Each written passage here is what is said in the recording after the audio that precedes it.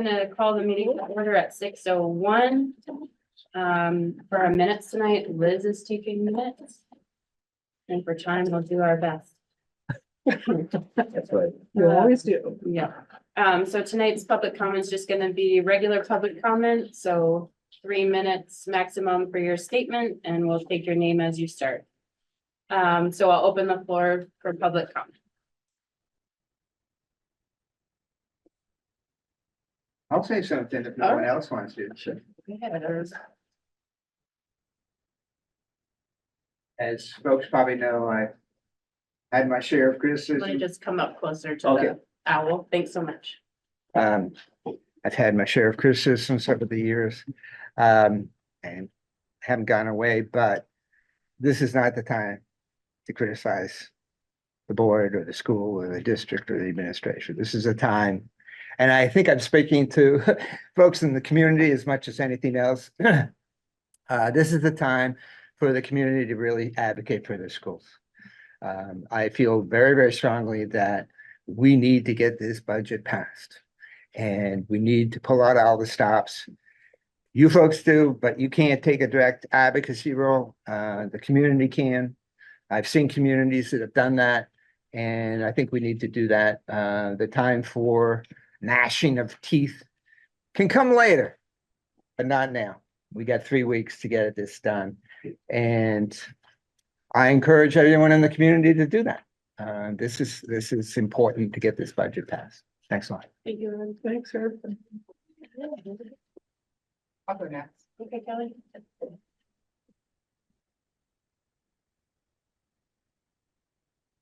Hi, I'm Kelly from Bristol. I wrote something up.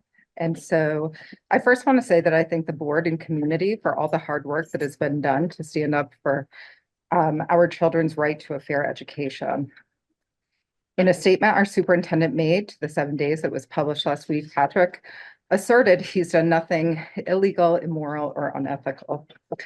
To be honest, I was disheartened at last week's board meeting. After all the board did to be able to echo overwhelming community concerns about allocation, special education, and student and educator supports, Patrick stated, I would argue that the knowledge of the general community doesn't come close to what the Director of Student Support Services knows about every single student on an IEP and what their needs are and what's needed to meet those needs. Board members, Patrick, and Beth, no, the State Agency of Education has found MAUSD liable more than once this year for failing to provide IDEA, i.e. that is proof that we are denying children services in our district.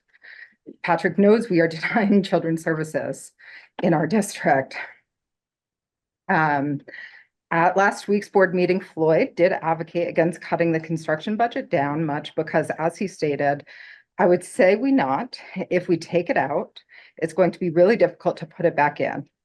I feel like that's what's continuing to happen, but with special education and student supports. I don't think you can pass a budget in this community still taking anything from student-facing roles. I also think it's going to be hard to pass a budget if the community does not think the board is governing our superintendent. Educators, parents, and community members have been clear about this. I'm hoping tonight, as our elected officials representing us, you can show us that you can do just that. I would also like to add a request that with the next round of budget proposals, we have 2 options, not just one, to speed this up. We all want to pass a budget, but it's not worth rushing when it's our children and educators who will suffer. Board, I do not envy your position, but I appreciate many of you more than you know for standing up and doing what is right. Also, I want everyone to remember that denying children a fair access to their education as defined under IDEA is illegal, unethical, and immoral. Thank you.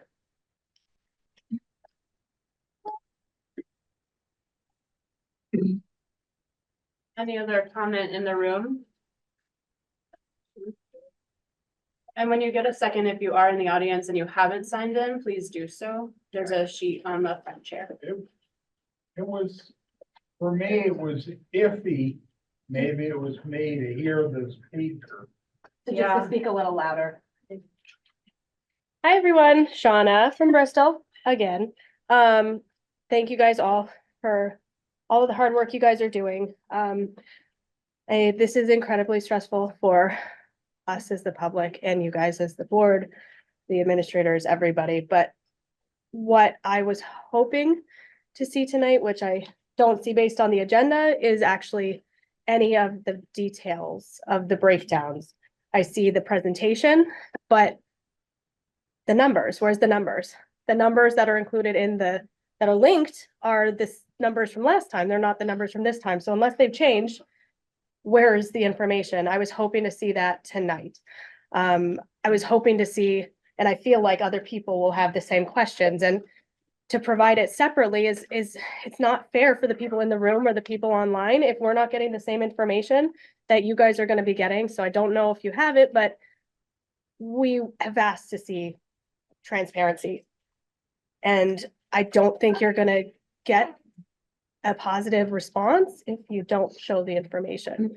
I was happy to see that the special education and some of the student facing positions from this last round was saved, but what about the teachers that in the last round of the budget, the 3.5 positions at Mount Aid? I mean, not filling vacated positions when teachers are still begging for help is we still need those teachers. And I was hoping that that would be reflected today. Additionally, what Kelly just touched on, the fact that there are kids that are families that are expressing that they are needing help and feeling like they're not being listened to, and that data doesn't show everything. Data doesn't tell you about that child. And I think that's a big problem, is that sometimes it appears that you care more about data, Patrick, than you care about people, is how I feel. And I've heard that feeling from other people too. And that is something that I would hope can be changed, because we want this to work. I want the budget to pass, but I also want to know my kids are safe and other kids are safe. And I feel like if people are not feeling that way, then they're not going to pass the budget. And we need the transparency we're asking for and the details and the security and the assurance from the board that you guys are going to move forward, hold everyone to a higher standard.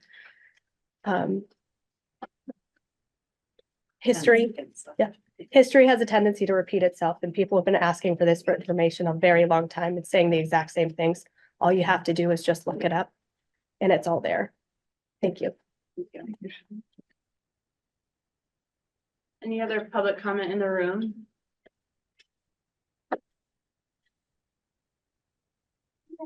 Kim on Zoom. Yep, hi, it's Kim Callahan. I just jumped in the pond, so I'm not putting my video on, but I just want to echo what Herb said earlier, and this is a time for the community to come together, pass this budget. I think that the school board and the administration has listened to the community, and I hope that we don't hold the entire community hostage to gnash out some concerns that people have, so that we can get the budget passed, move on, and the time to come together and work out some of the details is after that's done. And so I'm going to encourage the board to do that. And yeah, I support what you guys are doing and really appreciate the listening to the community. And thank you for all that. Thank you. Any other public comment at this time?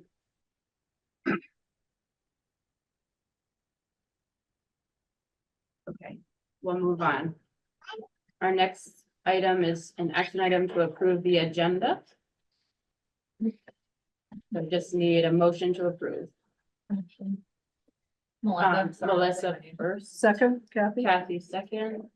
All those in favor of approving the agenda, please say aye. Aye. Any opposed? No abstentions. The motion passes. Next is our consent agenda, and there's only one item, and it's to approve a release of contract. So can I please have a motion to approve? Can I ask just a question? Yeah. I just didn't know what position this individual held.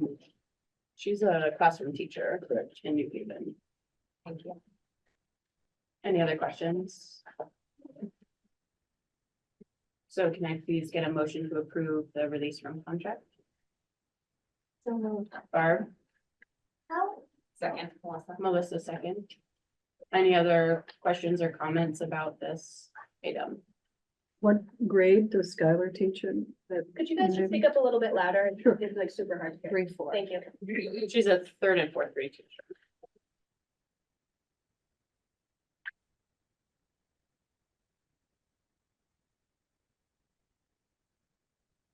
Any other comments about this or questions? No. All right, all those in favor of approving the release from contract, please say aye. Any opposed? Any abstentions? All right, the motion passes. We don't have anything in our executive limitations monitoring tonight. So we'll move on to the board management and governance section. And the first is a discussion item, which is the response to board questions. And we have a presentation prepared for our special, from our Director of Student Services, Bethany George. Does everyone have one of these pretty flyers? There are extras up here, if anybody else wants to follow along. And we'll share the screen. Document that. Share. There aren't too many, you might have to thunk up, but.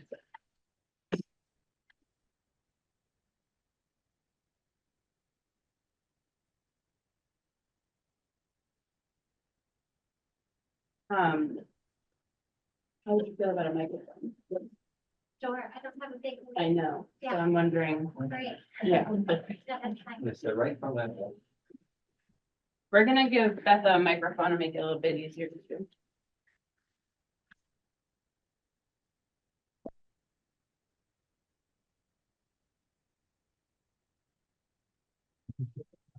Why am I- Hold on, let me turn it off.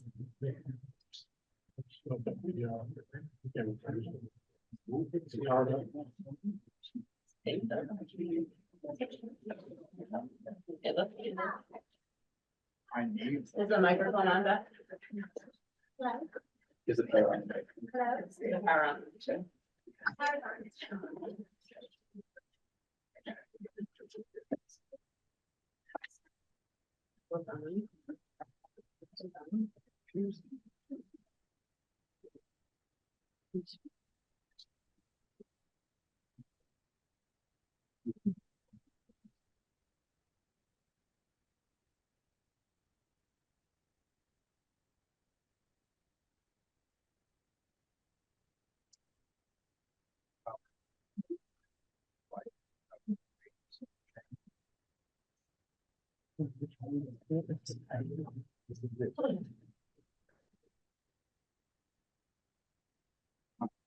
More.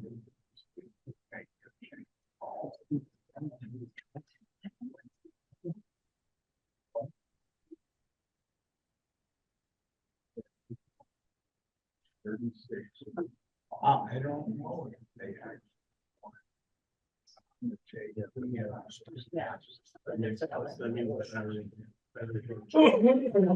Yes.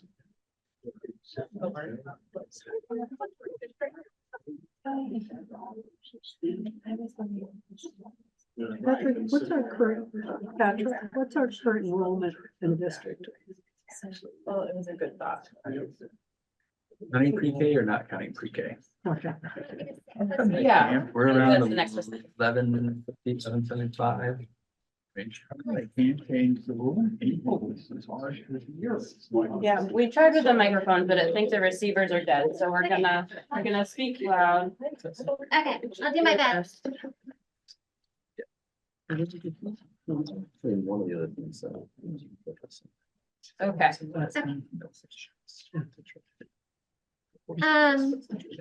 So my name is Beth McGeorge. I'm the Director of Student Support Services. This is my end of my second year here. And I just wanted to start with some gentle reminders. Schools can be messy places. I certainly did not coin that phrase, but it is true. It's where paint spills, posters get torn down, students arrive late or not at all. Books are swiped off desks, unkind words and gestures are heard. Yes, screaming occurs in our hallways. Students will make mistakes. Please understand that students who struggle with behaviors in school struggle because they lack skills.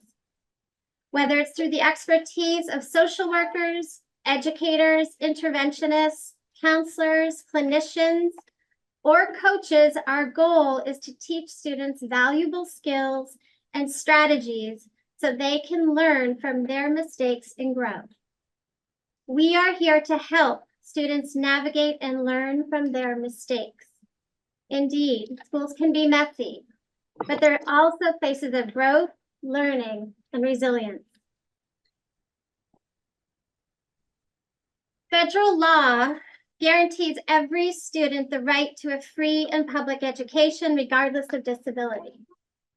Special education rules and regulations guarantee the right to an education in the least restrictive environment.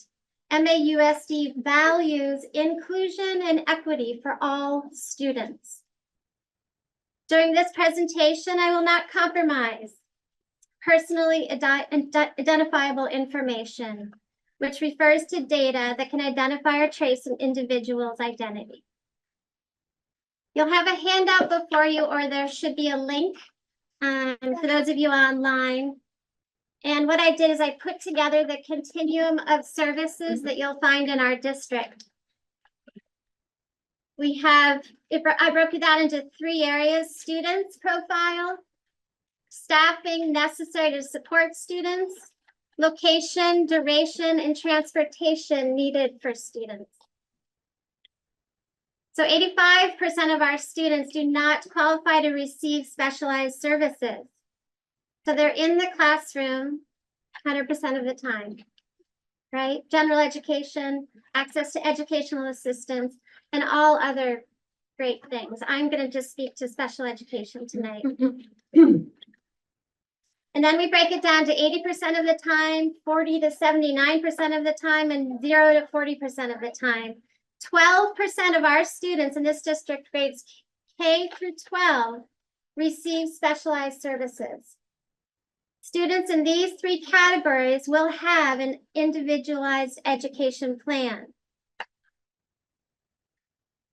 The goal in this district is to always provide students with the least restrictive setting, okay, which is the classroom, right? 100% of the time, we want kids in our classroom. That's what we strive for.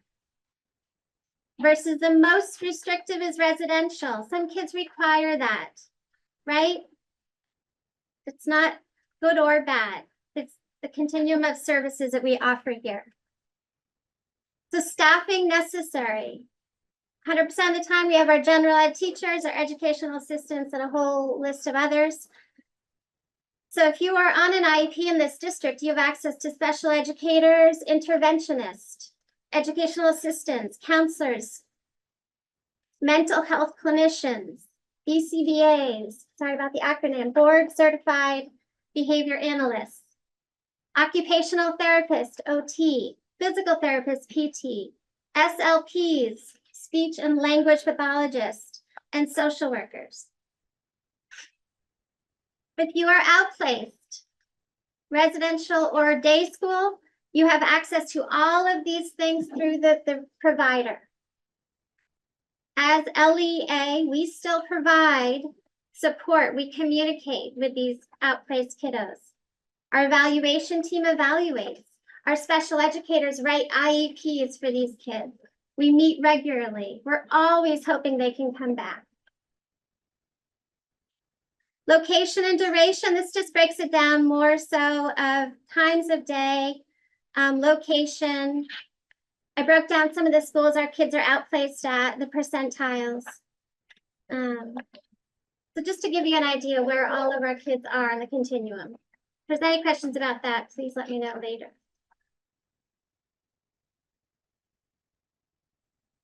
So at MAUSD, we have a multi-tiered student support services. And when I first came to Mount Abe, I came from just over the mountain. And this MTSS system, is amazing. We have a lot of work to do, don't get me wrong, but the way it is set up and how hard we work to maintain it is very impressive. There's nothing like it quite in the state. MAUSD was way ahead. So through our multi-tiered system of support, we can provide students with intensive assistance in math, literacy, and social emotional learning. And this is before we consider kids for a special education evaluation. And then if students fail to progress as expected, despite the extensive support they've received from our interventionist, a referral for a special education evaluation is initiated based on data. I want to speak a little bit about Act 173, not too much, but in May of 2018, Vermont enacted 173. And that was with the goal of improving the effectiveness, accessibility, and fairness of services offered to students needing additional support in the state schools. I was a special educator for 20 years. I started out in early education, special education. I actually started out as a paraprofessional prior to that, a classroom teacher prior to that. All of my career, I have been in the classroom working with kids from ages 3 on. This act has provided us to serve the needs of all kids before they crash and burn and need an IEP, right? So we're trying to level the playing field. And May 2018, but here we are, and ours is growing and getting better. This year, I'll go into that in a bit. Act 173 allows both interventionists and special educators to deliver services to students. That was not a thing. Special educators could only 2 years ago provide services to a student on an IEP. And it was because of funding, which Lloyd can talk about, we couldn't do that. So now we can. I already talked about that. We no longer have to wait till kids qualify for an IEP. I'm going to go now into the details of our interventionists, how many we have in the district. Grades K through 12, we have 5.2 literacy interventionist. Not sure where the 0.2 came from, but it's there. These are licensed educators, often classroom teachers that want to teach literacy all day or math all day. They provide intensive support in literacy to students that have a need in literacy and students on IEPs. And oftentimes the groups are combined. We have 4 math interventionists, K through 12, and 1 SEL interventionist, K through 12. As I mentioned before, if a student fails to progress as expected, getting literacy, math, SEL intervention, oftentimes 5 days a week, 30 minutes a session, 2 kids, 3 kids in a group at max. If they don't make progress, a referral for a special education evaluation is initiated. And that can happen through a classroom teacher. It can happen through our intensive MTSS team. It can happen from a parent. This year, our evaluation team, who I spoke of very highly with the board, and I've given you all the information about our evaluation team, has evaluated 70 students, K-12. That is initial and triennial, which is every 3 years we're required to by law. The evaluation team, we have 1.4 school psychologists. The 0.4 is a psychologist that only does behavioral rating scales, and that's through online. I've advertised, I'm still trying to get another school psychologist, but this online person is pretty exceptional. We have one full-time speech and language pathologist and a special educator on that team. So they go to every school in our district, K2 through 12, and evaluate kids. And our outplace kids as well. Pre-K, we've done 13. And the early ed special educator and the SLP deliver their own evaluations. They travel quite a few places in our district, in our county, I should say. So once a comprehensive special education evaluation determines a student is eligible and they meet the criteria for special education, which I won't go into today, I certainly can get you that information. An individualized education plan is developed by the IEP team. IEPs are updated annually. IEPs are developed through a team of professionals, parents, and advocates if parents request. So as of right now, and literally it does change almost day to day, we have pre-K through 12, 176 students on IEPs. That's about 15% of our district. I put in here 504s, which is general education. That's not special education, but just so you know, we've got about 49 kids, K through 12 and 504 plans as well.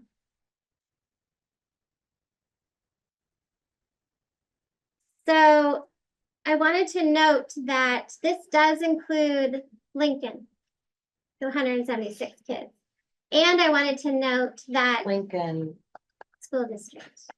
Yeah, so we serve Lincoln School District kids in the middle school, high school. Our special educators But deliver services. elementary school is also included? Yeah, No, I just wanted to add the kid, yeah. Another note is 30 of our students this year alone have exited from special education. 30 students. For a variety of reasons, they've moved, we've outplaced, they have no longer needed special education services. Their needs can be met through a student support plan or MTSS system. For 30 students, we no longer need to serve on an IEP. Next is our speech and language services that we provide. Speech and language, it's big. A lot of kids get it, and I've looked at the numbers nationwide, and we're pretty comparable. A lot of kids need speech and language to begin with, and then hopefully they can develop their sounds. Some need more intensive, and we provide that as well. I added here targeted intensive general ed because I wanted it to be known that not only do we provide literacy, math, SEL intervention, we also provide speech. So we have groups of 2 or 3 little ones that are just working on the R, right? The R sound, articulation. It's really important when they start learning their letters. They can't say that R, or, you know, they're going to say they're going to not know the letters. So it's really important. So we've been really privileged with this district and the support of this district to fund speech through the targeted and intensive general ed. So right now we have 2 in pre-K, 71 K6. It's like a lot of kindergartners and first graders that get just little groups, you know, 15 minutes, a couple times a week, a shot of those articulation. And it's about 73 kids pre-K 12 that are getting targeted. Then our intensive, we have, you see the numbers there, pre-K 22, K6 54, 7 to 12 25, about 101 kids. So we have a pre-K speech and language pathologist, and we have 3 SLPs now and 2 SLPAs. So it's been a great program that we've really built. We're also trying to push it into the classroom, universal speech. So teachers, when they're teaching the foundation sounds, know how to articulate the letter sounds. It's not easy. Beth, could you define SLPA for us? Oh, yeah, acronym. Speech language pathologist aides. So they're not quite a pathologist, but they can deliver a lot of the services under the guise of a speech language and pathologist. Are they responsible for any evaluations? No, Participate just in any delivering evaluations? services. Yep. Thank you. And also many students have speech in their IEP, so these numbers are a bit redundant. They're overlaid. So now moving on to special education and related services. So if you qualify for an IEP, you will be assigned a special educator to case manage. Interventionists can also deliver special education services. Speech language pathologist, occupational therapist, physical therapist. Those are all staffed by MAUSD. We have our own. We have 4 special educators right now, grades 7 through 12. We have 1 full-time speech and language pathologist. 0.2, I'm not sure, it might be a little more than that. I think it's a little more than that because some of it is universal. And then 0.2 physical therapists. So OT, PT, they go throughout the district. It's all consult, very little direct service. That's the model we use here. Grades K through 6, we have 6 special educators, 1.8 SLPA and 4.2 SLPs. And then pre-K, we have 1 special educator full-time for our 3 to 5-year-olds, and then 1 speech and language pathologist. And they are busy, let me tell you. Contracted services. So we have students that need beyond what we have employed in our district. We have the deaf, hard of hearing, deaf, blind educational services through UVM, the Center on Disability and Inclusion, the I team, the Vermont intensive team works with our intensive special needs kids. We have 2 BCBAs, board certified behavior analysis, that come once a week to our district. And there's more, I know there is, but those are the big ones. I did add here which positions, some of which are grant funded, where I can put some of the costs from these services into our grant, IDEAB grant. So MAUSD has 11 licensed special educators. These educators work in inclusive settings supporting students with disabilities. They design and implement evidence-based interventions and closely monitor individual student growth. Their role requires a broad range of knowledge and experience spanning evidence-based interventions in literacy, math, intensive academic and social emotional support systems, post-secondary transition planning, collaborative teaming, co-teaching, and collaboration with families and interagency providers. Special education coordinators.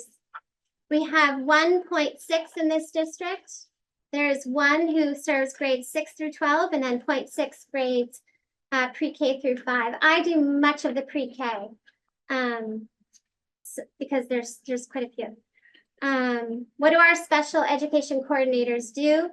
They are pivotal. They have to be at our meetings. By law, we have to have a local education authority person representing and monitoring the performance of decisions made and to keep us compliant in special education.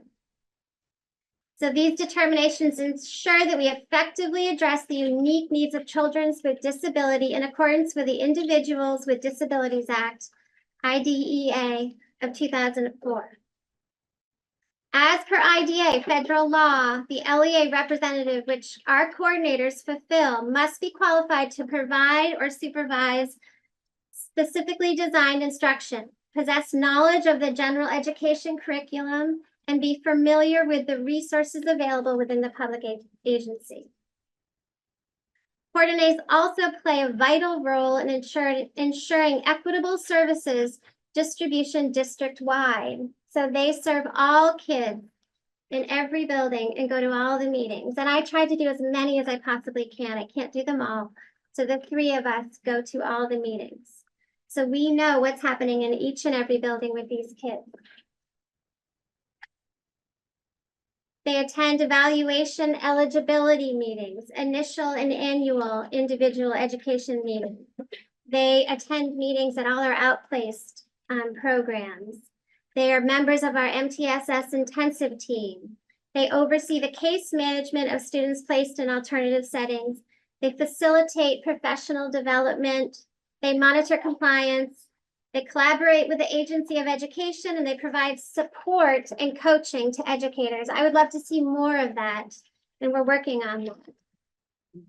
What you will find in each building and much more, pre-K through 12, our buildings have a social worker. We have clinical services hired through the Addison County school-based clinicians. We have board certified behavior analysis. We have behavior assistants, one in every building.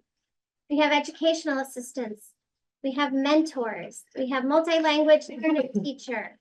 We have our related service providers, and I know I'm leaving some out, so no offense if I did leave you out. So to end things, our district is well equipped. We have a lot. We see mistakes as opportunities for growth. We certainly have areas to improve upon. I know that. And we're always striving to provide the best support possible for all students. And that's it. I have a couple of questions. How many children are currently receiving SLP services on a computer and not in person? How many students? Or like a percentage, like how Yeah. often are you using that Like versus? 5% right now, very, very small percentage. And then what No. would you say an ideal caseload for a special educator? With how many students would an ideal caseload be? It depends, because some of our students specialize in intensive, so they're gonna have less, right? But, 12, 15. Yeah. But it depends. Couple questions. So if we have 11 special educators total, Mhm. and on the chopping block was 3.2 to be cut out of that 11. 2.3. 2.2, 2.3. Yeah. Thanks, dyslexia. Where would those have come from? It feels like right now we're at about, if we just divide the math, and it's not equitable, but it's about 16 kids per special educator. If we cut 2 more, that would really decrease that. Keep in mind that some kids that receive services their speech, so they only get speech. Also, we've lost 30 kids. That's a position and a half, quite frankly. I know we're getting 30 more kids too. on IEPs. Yes, this year alone. Yeah, we're getting more though. So, but not 30 is a big loss for us. I did the math. It seems to be equitable. We have the special educators. That doesn't mean we have everything we need in special education. I just got approval to add more BCBA time to help with our kids that have our more explosive behaviors in our buildings. And we're constantly working on our systems. But as far as special ed teachers, we're good. One position has been empty since I started here too. It's really hard to fill these positions as well. So the 11 special educators that we currently have, Mhm. one of those is not full, or we had an additional 12 that's not full, Not full, not filled, not filled. We have 11 actual people in the position right now. currently We have more employed. positions than that in the budget. Thank you. And so that's where some of those 2.3, so 1.3 of the 2.3 are positions that have been unfilled for a year plus. So that would be one of my follow-up questions, although I do have some just like basic questions of, just to make sure I got my numbers right. On this form, and you told us it was 12% of students receive special services. Yeah, But then there's a missing 3%, and then on the other forms, it said 15%. right. So it's like, is it 12% of our students receive services? Yeah, And then what happens to the other 3%? they're outplaced. Okay. Yeah. All right, that makes Yeah. sense. And then out of these are like my basic factual understanding, your special educators in K-6. Mhm. How are they sort of like one per school? Like, how are they divided up? Yes, we have one per school and then we have 3 at Bristol. So 1 at our smaller schools and then 3 at Bristol. We've also broken it down where an interventionist specializes in math, teaches math to all kids. Special educator specializes in literacy, teaches literacy to all kids. So we're really trying to hone in our skills too, because special educators forever have kind of been jack of trade, what is it? Jack of all all trades. Yeah, jack of all trades. And that's really hard to do. So Yeah. we're trying to like allow for them, a special educator to teach literacy all day, and it could be a student on an intensive plan or an IEP, as long as their goals mesh, they're together. So this is I feel like this is the part that, my colleagues at UVM have talked about the national shortage of special educators. I know that at this point, what they said that 65% of the schools in the country have not been able to hire all the special educators that they need. And I'm guessing Vermont were like hit on top of that with the fact that nobody can find housing either. So what happens when we have kids who have IEPs and that we don't have the folks there to do the work?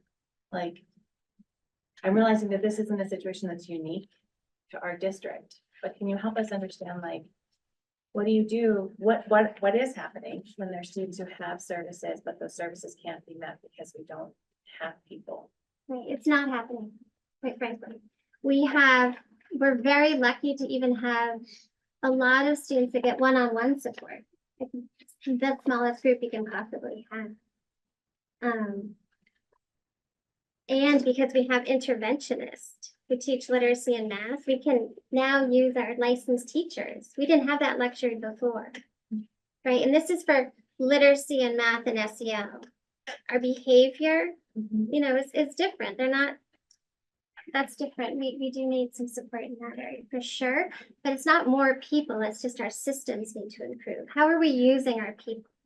Which I'm gonna invite you to one of my students' dissertation defenses, because she's a literacy interventionist who was able to improve SEL through her K-6 placement, but, because I know you've got extra time. But I also want to know that since we know that parents are really feeling frustrated, they aren't getting the services. I'm coming from, like, okay, I know the law, special education law from being a teacher in Maine and being in Massachusetts and being in Pennsylvania, but I don't know how it works in Vermont entirely yet. So what is the mechanism for parents in this community to get support when they're feeling like their kiddos' needs aren't being met? Because I've been in those meetings where there's a parent like with a lawyer and a tape recorder and feeling like, oh goodness. Right. This is. Right, and we have teams of people, like I sometimes have to make as the LEA the ultimate decision, but it's all based on the team's information and the parent knowing their child the best, right? So I take all the information and then I have to make a decision knowing all the needs district-wide. Yeah, I'm sorry, I didn't phrase that question very well. It was more like trying to understand when there's that like concern or frustration, where does a parent go? Like, what's the pathway for a parent to say like, this feels like it isn't working, how do I get help for my child? Right, start with your building principal. Okay, so Right. it's building principal and then what? And then building principal and myself communicate all the time and then, come to me. Okay, Yeah, I've had parents come in and ask questions. I would love that, okay. There are more formal complaint processes like through the state. So Yeah. there's a Yeah. forum and a process and a group at the state that handle those complaints as well. A couple questions, sorry. for you. Mhm. Okay. If I'm reading what you put together correctly, it looks like we have 2 of the 11 special educators on the evaluation team, is that correct? One special educator on the evaluation team. We have 1 special and 1 early education special educator listed on page 1 at the bottom. So that, are those 2 in the count of the 11 down below? The evaluation team is on page 2. That's separate. I think she's thinking that early ed special educator is only. Oh, I see what you're early saying. ed. Yeah, Really, I see what you're that's sort of yeah, I put them both. You're right. So there's one early ed special educator who delivers all services and does all the evaluations. Okay. One SLP early ed, same thing. Okay. Yeah. And when it's decided that a parent or who decides they want to put, or they want to advocate for a child to get additional services, what is the standard amount of time that it takes to get through the MTSS assessment and evaluation before a child might receive services, or how the results of whether or not you determine it? Yeah, I mean, that's the individualized part. So every child's different. I don't have a set time. Like meaning monthly and then you're going back, like what is that process? We as an MTSS team, we look at kids' data every Monday and Tuesday as a For all team. grades, For all students on plans, for all grades. but what about kids that aren't on plans? And then, like teachers and parents are trying to get them on. We have a targeted team within our school that the principal, I mean, that's Katrina, she can speak to that.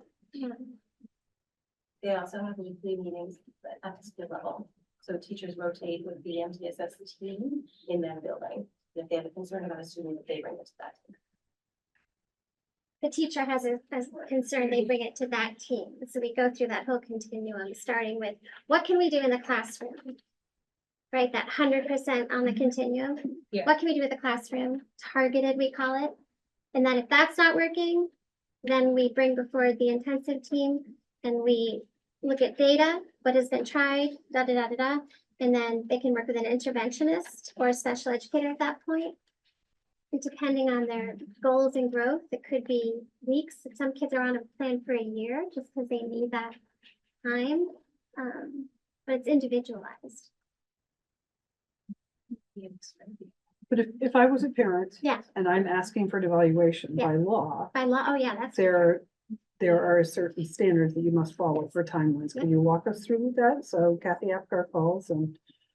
Kathy Apcard calls and asks for an evaluation for her child. We have 15 days to respond. We're gonna have an evaluation plan team meeting, or we're gonna say, listen, Kathy, we're gonna try literacy intervention for your child for 6 weeks. What do you think? And you say, I want an evaluation. Then we have an evaluation plan team meeting, and we have, Within that 15 days. yeah, oh yeah, it's fast, yeah. Okay. And then we schedule an evaluation plan team meeting, and then the evaluation has to be done within 60 days. And I Yeah, kind of stuff on this 60 before. calendar days. Sorry, Yeah, I was gonna ask that. So is it the 15 days, is it 15 calendar days or 15? it's all calendar days. Okay. It's fast. And our evaluation team is awesome because, we're being monitored by the state. And these are all federal guidelines. This is nothing that we like, oh, we don't, we've got to do it. Yeah. So at the 60-day mark, or hopefully before that. Yeah. So what about the school calendar? So here it is May, and I think, well, my student really hasn't performed that well. Mhm. And I really want him evaluated. So 60 days puts us into the summer. Yep. So we still follow that as a Yep. district. We make sure that Yep, because we by have law to. that's set. And if we come out with a plan at the end and I still don't agree with it for some reason, what's my next course? And I get the decision may be, well, we've looked at the data and he doesn't really qualify. So as a parent, then what's my next step? What We can would- I do? Right, we would come back together as a team, look at the data and make a plan. You reevaluate, you can do a private evaluation, there's options for you as a parent. Doesn't happen that often, thankfully. Thank you.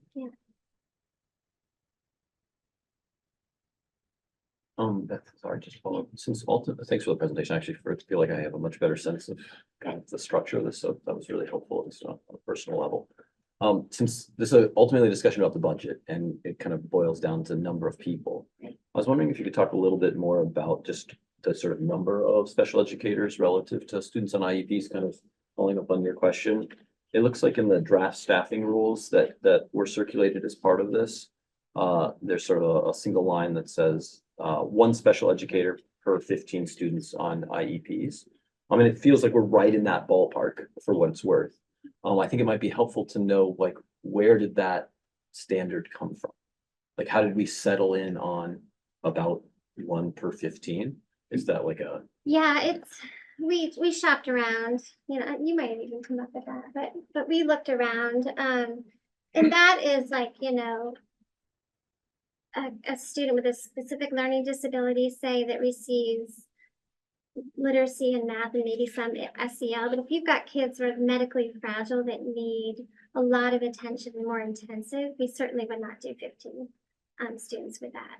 And we have 2 special educators that specialize in that. It's more of a guideline than a rule. Yeah, As Beth said, if they're You know, if you have a particular group of students with some really intensive needs that are not sort of your typical sort of learning needs, but there's much more complex, usually multiple needs kind of coming together. That level of intensity, we try to have special educators that have expertise with that sort of multi-disability kind of profile, manage those students that fit that profile. So they may have 5 or 6 kids because of the intensity of the needs. So the 15 is somewhat of a guideline, and then it really gets down to looking more carefully at what really is the workload needed to support the students on any given caseload.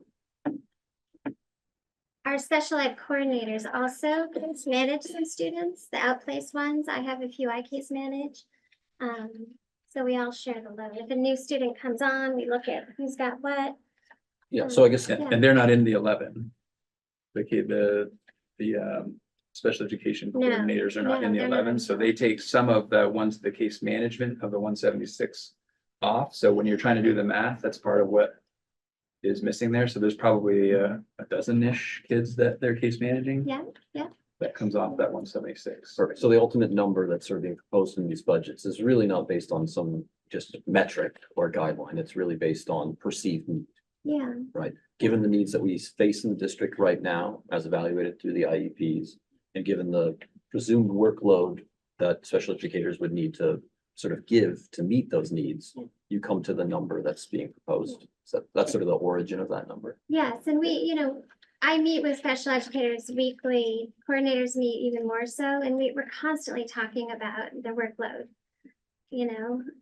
I've helped write IEPs, I've stepped in and done what I can, so. We have a lot of great special educators here too, like veterans that are very good. The meetings are phenomenal. For the most part, they're Sure. hard. These are hard conversations. Sure, that helps me They're understand. emotional. They're hard. That, on that thought, I heard you say you lost 30 students and, but some are coming in. Mhm. And I know you probably don't know, or you can't predict what those numbers might look like, but an average, like, are you anticipating maybe 15 of those 30 coming back, or not those specifics? Right. Or identifying the students or moving into the district, et cetera. Yeah, the moving in part, we don't know, right? Right. Like we could get an influx this summer. But we have about 9 evaluations now that are being wrapped up. 5 of them are eligible. A few haven't been, and there's still a few that they're completely finalizing, so. Also, I was wondering, if there's an autism specialist on board? We have a BCBA, board certified behavior analysis, who works with one of our special educators.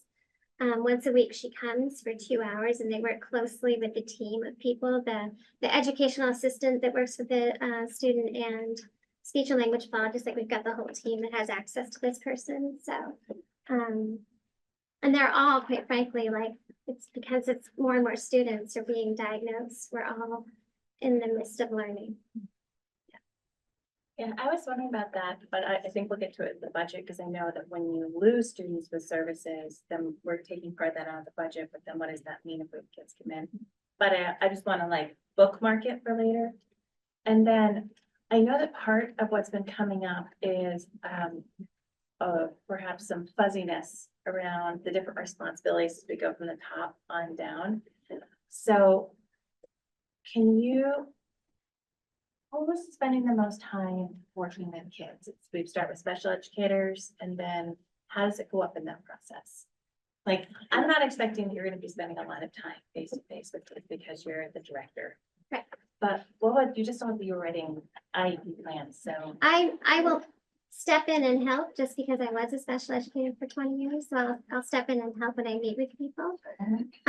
Classroom teacher is where, the student is most of the day. And then special educators pull out for services, right? So the classroom teacher is the one with the hands-on most of the time. Special educator delivers services, related service providers. But no, as a district administrator, I don't work directly with kids, and I don't even get to enough meetings, And it's not for not wanting to, but I've done that, and this is the role I'm taking. And I oversee all of what we just talked about. And support. Just a follow-up question. You mentioned, like, even looking recently at some IEPs or some that qualified and some that didn't. Do you have like a ballpark number for this school year? How many have not qualified, like that teachers or parents felt like a child might move through the process, determine that they don't qualify for this? Right, it's through the evaluation team that they qualify. So we evaluate kids in math, literacy, but we also take classroom data now. We're using the response to intervention model versus the discrepancy model we used to use. So we rely heavily on teachers' data and how they're doing in the classroom in addition to the testing. Because our MTSS system is so robust, I mean, there's areas that we're still struggling, yes. But we do catch a lot of the kids, so the evaluations are generally, kids are found eligible. We don't know. I do, I don't know right now, but I have it somewhere I can get to you. Yeah. Just because my thought process is somebody along the way, teacher, parent has decided my child's struggling with this around this way and may need more services. And while the IEP process, or I'm not probably using the wrong term, the IEP or the MTSS determined, doesn't qualify. That child still probably needs additional help somewhere along the way, whether that's with their classroom teacher or additional supports in the classroom, whether it be a special educator by title or just another body in the classroom. And I think it's something we need to think about. Well, it's actually happening because we call it multi-tiered, but it's actually layers. So a student continues to get their intensive and targeted in class intensive with an interventionist special educator while they're being evaluated. They never stop. And while they're on an IEP getting services in their area of weakness, right? They're also still getting their classroom teacher instruction. They're not pulled out of core instruction and they're still getting their targeted with their teacher. No, wasn't implying that they're being pulled out of their core, because that would be awful. If we were pulling them out of their Yes, classrooms. yes. But my point was, if they're not getting targeted, right? And the parent asks for an evaluation, so they're not getting any additional targeted, they're struggling in the classroom. They're still in need there. At some point, whether you deemed them eligible for an IEP or not. I'm just trying to think about the boots on the ground to support the kids as like think about this process. And the budget ultimately, which is why. So it's the kids that are falling through the crack, I think what we're worried about. The kids that are falling through the cracks, they don't qualify for a 504 or an IEP. You know, they've already been through the assessment program, but they're enough of a burden on that classroom teacher. So it's causing additional stress. We can't afford to lose any more of our good teachers. So what is it we can do through the special ed model and the MTSS project that you've got going that will support all of those classroom teachers with some of those kids that might be in the cracks? Right, and I want us to be really thoughtful in how we're associating special education and behavior, like they're one and the same. All kids should get what they need, right? I talked about schools are messy places, kids have behaviors. Does that mean it's a special education? It's a district, it's everyone's, right? We all need to step in and help.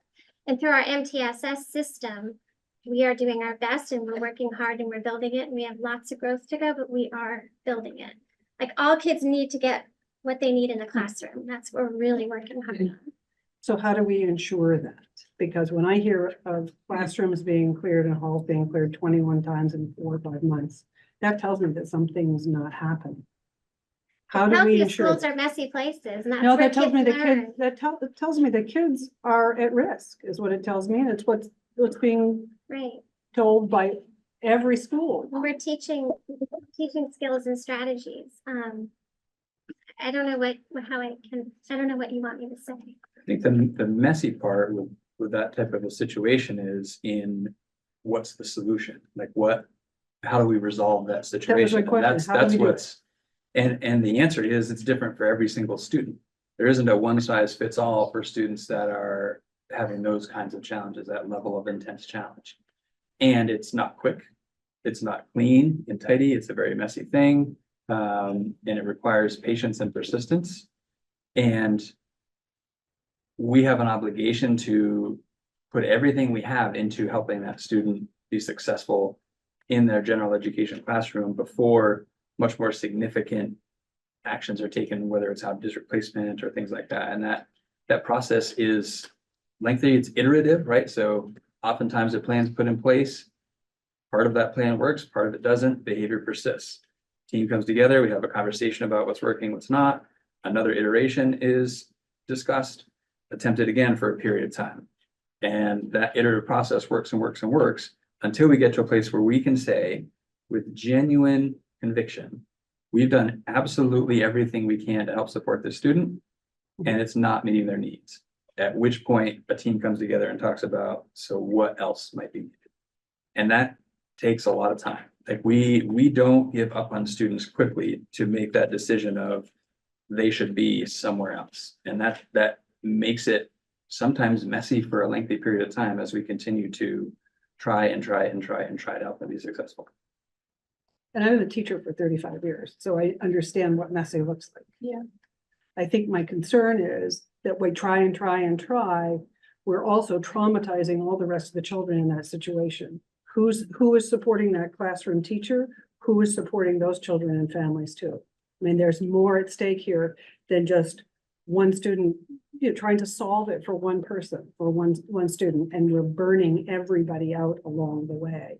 So what are we doing? And we're looking at a budget with a $500,000 cut. Is that going to allow us to address these situations and provide sports in the classroom in a more timely fashion than we have been for the last 3 or 4 years? I think the short answer to that is, those more sort of, I guess I'll say sort of public situations. And part of that is because of our commitment to notifying anytime there's a queer classroom, right? So that makes it kind of a public thing when those things happen. When that happens, it almost always isn't because of a lack of adults in a room or in a building. It's much more complex than that. So if the solution was as simple as let's get a lot more adults in there, we'd have done that years ago. The solution is much more complex than that. Yes. And that's where finding the answer is tricky.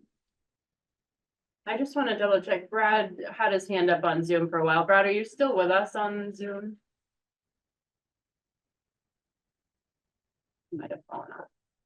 Okay, I just wanted to double check because he was up there for a long time with his hand up. Okay, sorry, Daniela, or sorry, actually saw Kylie, then Daniela, then Thor. Yes.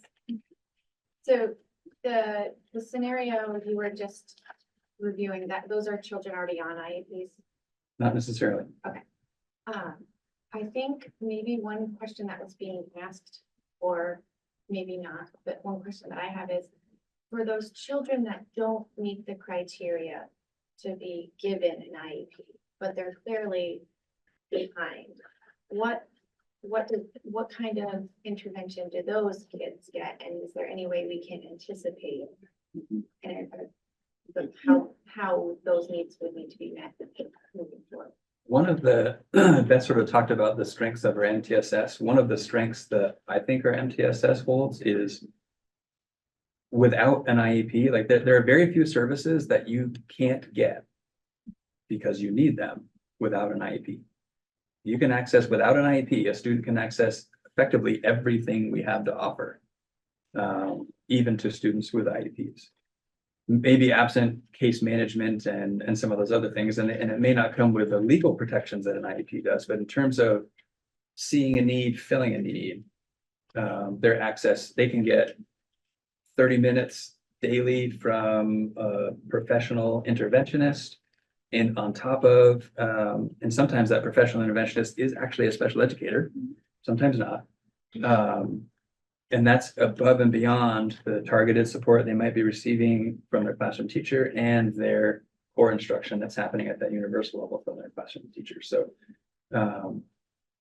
and we're part of the universal and the targeted work that happens in the school building is looking at whole class data to try and avoid those kids that fall through the cracks. So we're looking at each student's data on a regular basis.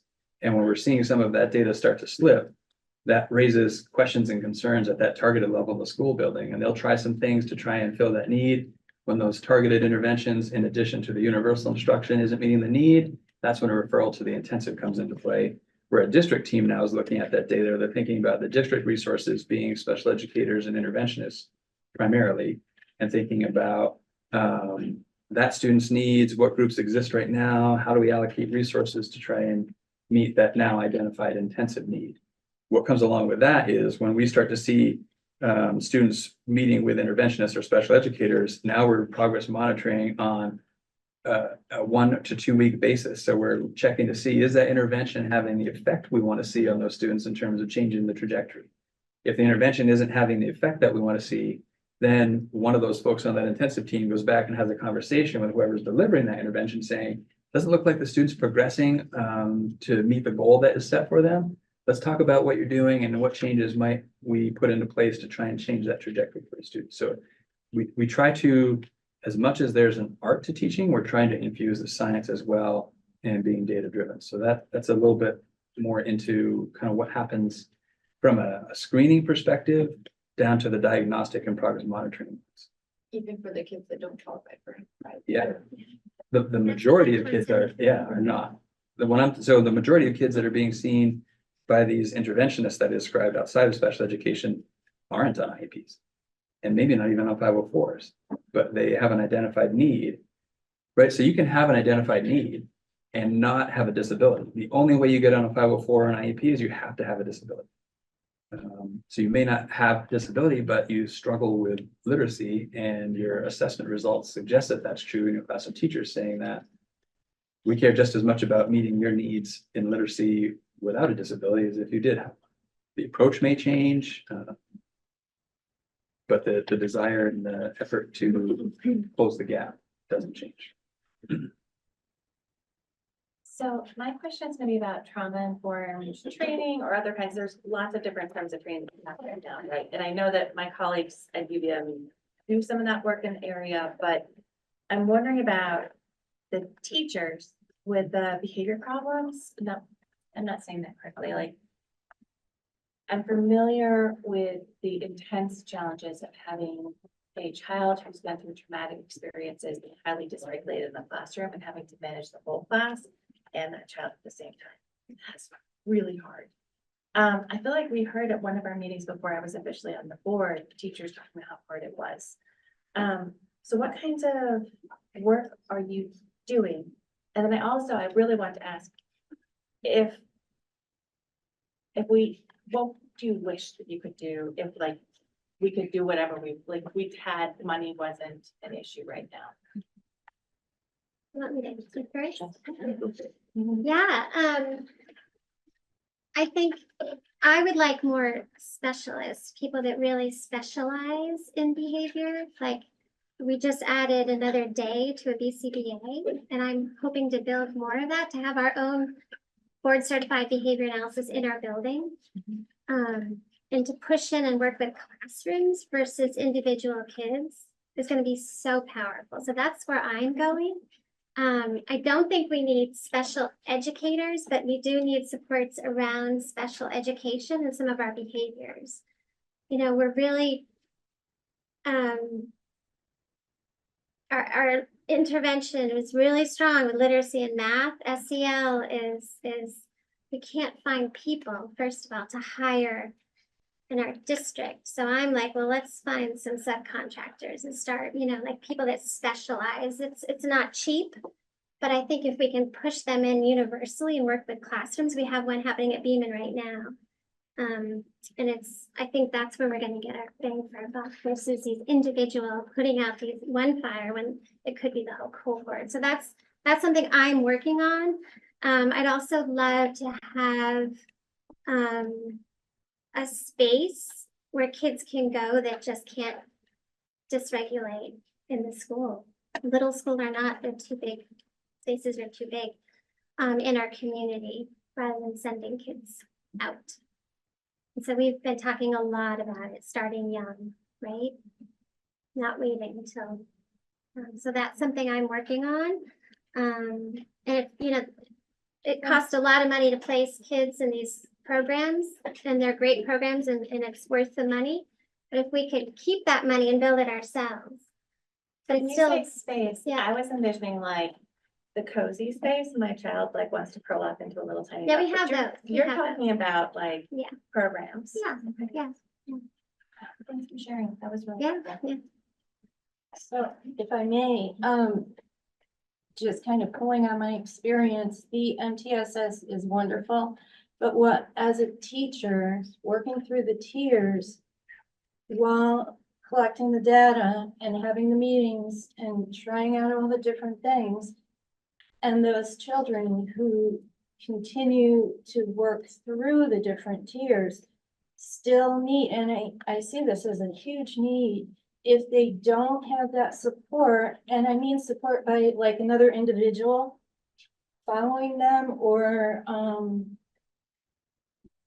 not necessarily the special educator saying, getting involved at that point, saying this is what you need, but trying to work through what that tier support is saying that the student needs.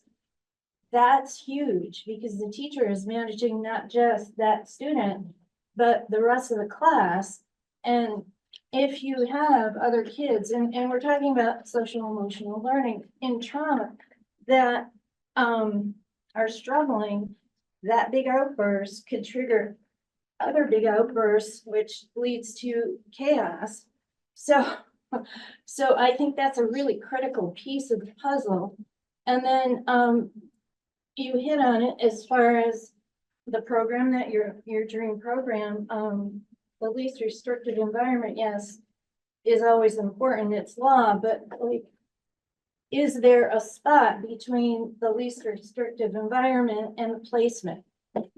What can our schools offer? Can there be a special educator with a classroom? Yeah, I mean, we're looking at all of that, I would be even as bold to say that having a one-on-one, we call them, which is kind of absurd, but one-on-one with a child is more restrictive than this place I'm talking about, because they wouldn't have to have someone right next to them, because we would have more adults, a few kids with more adults. So what do we do in between is we're using all the people we have and doing the best we can. And Yeah. sometimes that best is where the cracks. Yeah. And we've heard from a few teachers just in the last couple of months that they're happy to be at those tables to help with the problem solving from what they're seeing. Just they're like, sign us up. We want to be a part of that. I had this epiphany. I was talking with Kathy about it recently, where instead of clear the classrooms, you have to go to the library. Why don't we clear the classrooms? You get to go out to the woods. Like, I feel like also education for specifically K2 it's changed a lot, and it's not necessarily developmentally appropriate any longer. And I think some of these behaviors stem from a curriculum that's like, sit, focus. So how does the district also engage teachers in learning how to educate outside of four walls and educate in a more non-traditional way that engages kids in a different capacity? And I'm curious if some of that behavioral stuff would fall if 6-year-old boys were like, I'm learning about reading and letters in a sand pile with stones and things I can manipulate and touch and push. Yeah, and that's happening. And teachers are pretty amazing here. We were told that during my tour of elementary school, we were told that there might be morning recess for 15 minutes if the teachers decided, and it's like my heart of my.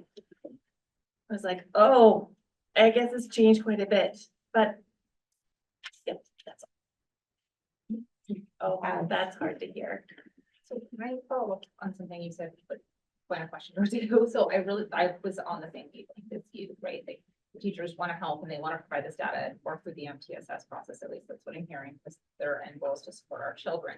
But it's too much, right? They're trying to navigate a classroom that's challenging with some challenging learning levels and behaviors, et cetera, and it's a lot to put together a folder this big for the MTSS process. So what type of role is it that we could say we need to add to help support those classrooms? Is it an interventionist? Like, what's the title? What's the name to help support them where they could lean in and help with children themselves and be student facing, but then also be helping them with the data gathering that's needed to get through this ginormous MTSS process to even get to it. That's where I'm struggling with what is that? Right? Yeah. So a different kind of coach. It feels like kind of like to me, what we were describing, or what I was hearing is that really the kiddos that are concerning are the ones that might have big behaviors, but might not meet IEP 504 qualifications. So that's sort of where that BCBA or other behaviorist model. My own political view is not BCBA's, but I understand schools are limited to what funding covers and stuff like that. So, but that to me would be where a behaviorist would come in and do that sort of data collection and put it together and start working with the SEL person to put plans together that actually meet individual students where they're at. That seems like what Beth was sort of saying with the additional behaviorists, but I think that more of that type of support work would be what I would see as really meeting what you're describing as. I don't think we have enough people looking at behavior as a holistic function of a kiddo. Some of the data piece too, and Katrina can go deeper in this, but some of the data collection piece. So we have our district screeners that we do 3 times a year, and there's lots of support to manage that. In fact, a lot of the coaches and sometimes interventionists are administering those assessments. And helping to input the data. So there's a lot of effort around those screeners. One of the things that's new this year is teachers are putting grades into an electronic grade book. So that then makes that data much more readily available. It's brand new. Teachers are in different places and utilizing that on a regular basis. And you know, some are still sort of documenting in hard copy. And then as you get closer to report cards, putting it all in. So then it's a lot more laborious to gather the data. When we get that to a point where assessments are being scored in, you know, shortly after the assessment has been administered, and then that data is entered into their online grade book. That's then accessible to folks that need it to look at how the student's performing in class. I think that will help make it easier. So there are efforts underway to get there, and there's more work to be done from that data perspective. When you're talking about data, I'm also thinking about actually what you had just said. And I'm curious about whether or not you're able to draw from the strengths of things like our ELP programs and our early childhood education to bring in some of that data, but how are the kids doing outside of the more formal school settings? Because I know that like, sometimes we don't see behaviors in certain settings or we do in others, and that can be quite telling on what kinds of interventions might work best. Especially since like, you've got those partners already. Is that something that you're doing? I'm not trying to do your job for you. I'm just like, oh, cool, right, we have this. I think teachers and after-school providers talk to each other. That's I don't know that the data overlap is as like, I'm not sure. You know, does ELP use Swiss? ELP does not use Right. Swiss, but I was thinking about the trends that we can see during the school day for that same reason. Seems to do really, really well in PE and art, and yet when it's not class, right? So we look at those trends all of the time. And the ELP, because each one of our sites has an ELP coordinator, there is some of that sort of informal share. And ELP directors have been invited to team meetings in the past as well, quite frequently. And just for clarity, for the acronym, Swiss is our data, or our behavior data collection software. School-wide information system. And the reporting, just to make sure everybody's clear, the grade book that Patrick was referring to, that's K6, 7-12. For most of you who might know, already have a grade book that they use quite regularly. For the parent portal. So if we keep the 2.33 positions, do they have to be used as special educators, or can we look at some of these other support folks that are so desperately needed and use those 2.3 positions for that? Well, and that's where the nuance comes in, right? So what we actually keep is the money for the 2 positions. How that money gets used evolves over the course of the year and what can we fill, can't we fill, how does the need evolve? What are we trying to build? So the short answer is no, we don't have to use it for filling those positions specifically. That money can be used in a different way to meet a similar need with different kinds of positions. For example, it could be someone with a special educator license, so that that way they can help with case management, but they have a particular expertise in social emotional learning, and therefore can be providing those SEL interventions or more pointedly, as opposed to literacy and math, which other folks may have expertise in. And actually be in the classroom. And frankly, having that flexibility is a necessity when particular staffing is so challenging. Like we may want to fill this position, well, we can't. So we need to go with plan B then to try and get the same need met, but in a different way with a different position. So that's just the reality of managing it all. So, for, the rest of my life, I've done some work on like how different rural districts are trying to address teacher shortages and principal shortages, and part of it's building your own. And here I want to just offer something, an idea that is going to, so we have at UVM this certificate in trauma-informed practices or resiliency-based approaches with family, schools, and communities. It's going to sound quite like I'm trying to get people to come and do programs at UVM, and I'm guessing that Kathy, you probably have programs at Champlain as well, and do the Vermont State College system, but I'm wondering if that's something you'd be interested in pursuing, is to say, is there a way that we can set up a grow your own process for developing the capacity of teachers to develop some of these skills? I don't even know if we give education course credits. I guess we probably do. And like, I feel like this might be your area of expertise as well, but is that something that you've considered or that you'd like to consider? Because it's worked very well in some parts of the country, but I've never seen it tried with trauma resiliency-based practices. Maybe we could apply for a grant and see if it works. But all in seriousness, like, would that be helpful? If you want more people to find people and train them? Yes, I think yes. I'm not sure I fully understand. So that's a program.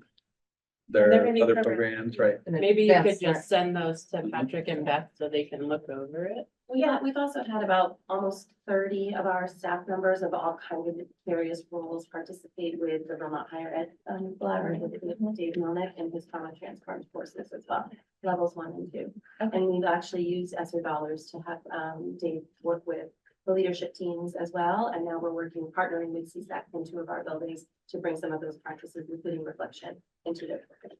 So I think what I'm actually thinking out loud is that this idea about contracting with one of the universities, I know that where I came from, that when districts did that, they could identify the people that they wanted to go into a program through review, and then they would get like a huge cut on how much it costs to do the program.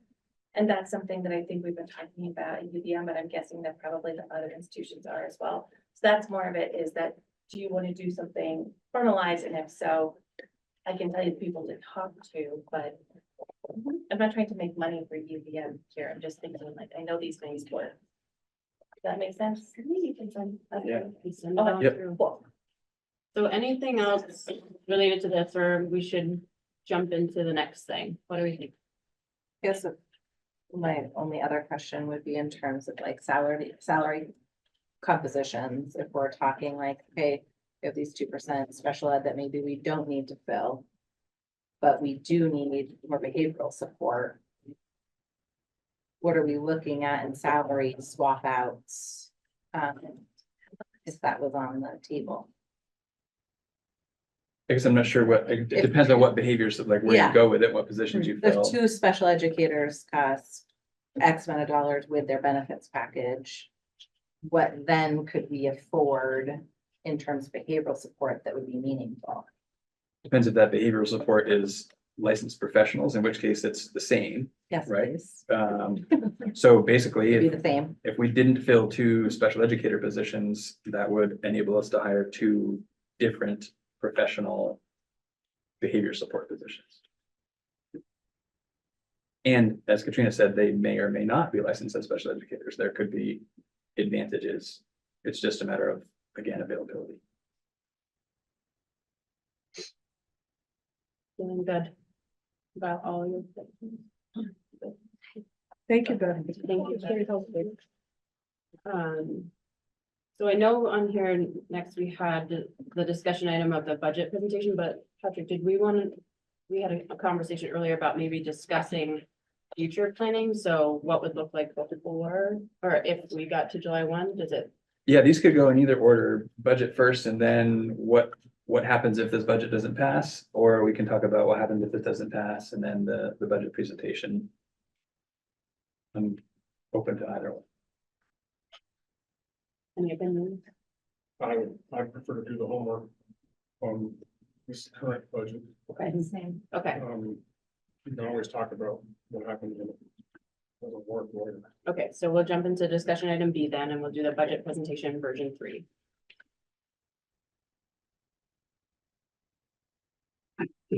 Well, it is hot in here. It's really warm. I'm not ready for this. Welcome to Vermont Day. None of our schools are equipped for climate change. I know, I'm like South Carolina was so much hotter outside than it's cool inside. I thought I was gonna have to bring a jacket to stay warm in my air conditioning. So you all had this ahead of time, so I'm not gonna spend a lot of time going through it, but I'll just walk through it quickly, for folks at home.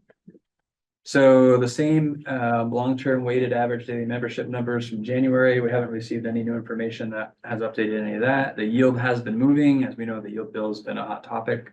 This is the most recent yield bill, which is a little bit of an increase since the April 16th budget that we built. And just remind people, up is good, down bad. Right, so yield increasing decreases the tax rate. So yield going up is good, yield going down is bad. So an increase of $63, it's not the savior, but it helps. Better. We'll take every little bit we can get. So it is better, that's a good thing. Questions about whether the governor is going to sign the yield bill, so exactly where the yield lands. Not certain at this point. This is the best information we have as of today. These are the positions that we had already talked about leading up to the April 16th. Just move the bar. Yeah. Zoom. Struggle with how to get that to go away. There we go. So those were 3 classroom positions, and the question came up again about what about those positions at Mount Abe? I think again, to put it in context, so we're losing students. Mount Abe next year, Mount Abe 712, this building, is expected to have 100 fewer students than Mount Abe last year. So it makes sense that we would reduce student facing positions when we have such a dramatic, and it's going to continue to decline from there. Whether it's at that exact same rate or not, it's hard to know, but that's a whole grade, right? So our grades, like all of the 7th graders in the district, are somewhere between 75 and 95 kids, typically maybe 100. So we lost a whole grade or more from last year to next year, significant. So there are some positions that we're taking advantage of through attrition. I work very closely with the principal who's looking at class sizes, the number of sections needed to deliver the same programming, et cetera. So there's a lot that goes into that decision to not fill. It isn't willy-nilly at all. We talked about not filling positions from the Edison Consortium program, et cetera. So none of this is new. This is what we talked about leading up to April 16th. For clarification, those 3 classroom positions is not necessarily that, I don't remember what those job titles were, but if it was like the band director or something, it doesn't mean that there wouldn't be a band director. It just means that there'd be 1 fewer, you might be moving people around. Right, so the programs for students are not lost in those reductions. The frequency, the number of kids in a section, how many sections, there are a lot of other things that may change, but it doesn't take away the programs. In some cases, in some of the more extreme, which we didn't get to, those were factors involved in some of the RIFs that were initiated.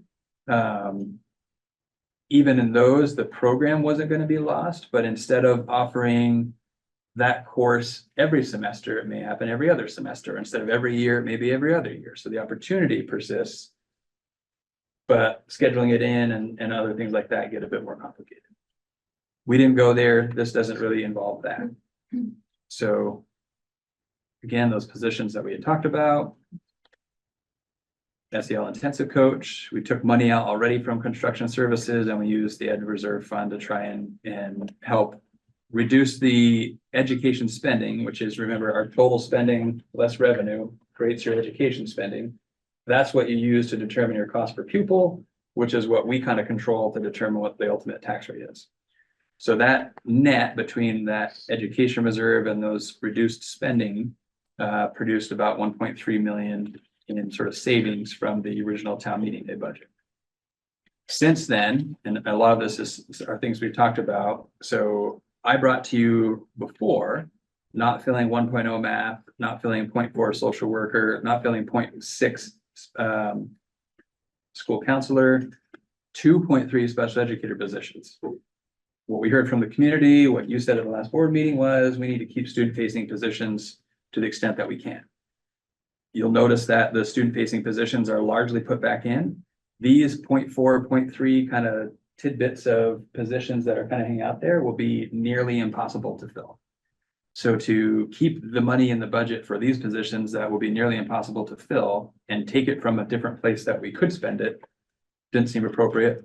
But hearing what you said and what the community said, those 2 special educator positions going back in, or some position that serves a similar need, as we talked about before, was reinstated. And basically the money that would have produced in savings, along with the 0.6 guidance counselor, which is now no longer reflected here, we took out of construction services instead. So those 2.6 positions, 2 special educators, 0.6 guidance, is in the ballpark of that $250,000. That's essentially the change from what you saw last time. You asked me to reduce spending by 575,000. All those figures actually produce savings of 576,205. And which brings those total savings, again, some of that is added revenue, to just under $2 million from the original town meeting day budget. But this is sort of the breakdown. So this is the new actual spending. Oh, sorry, yeah. Okay.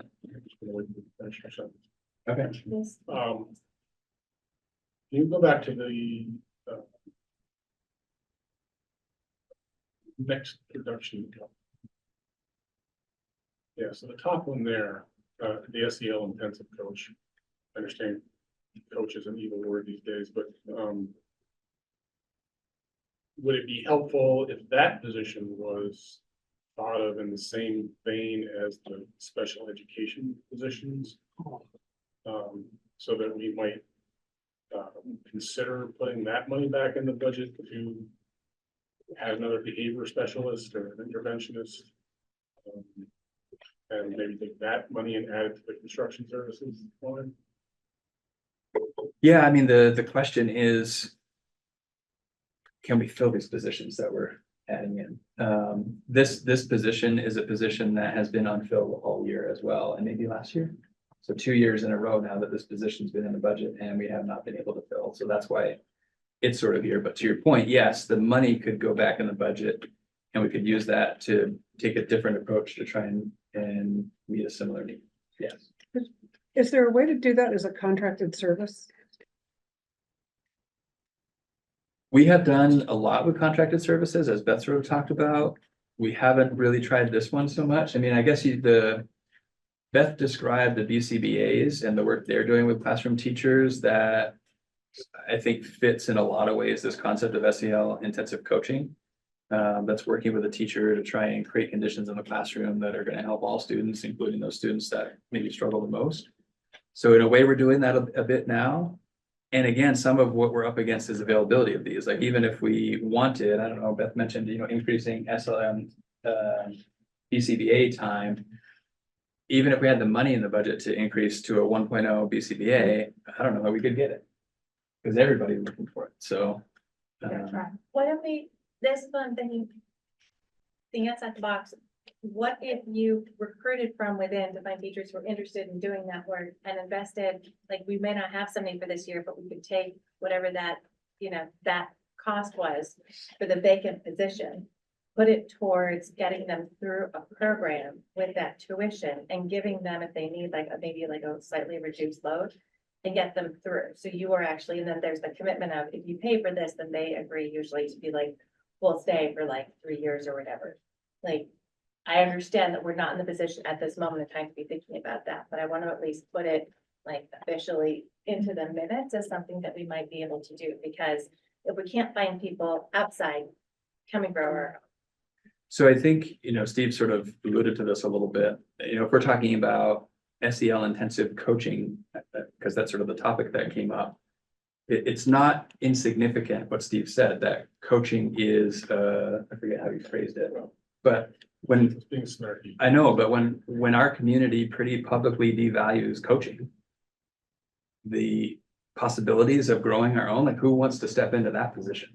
We don't title it. Don't coach. call it a coach. And I guess, not to miss my point, we wouldn't be filling this position. Yeah.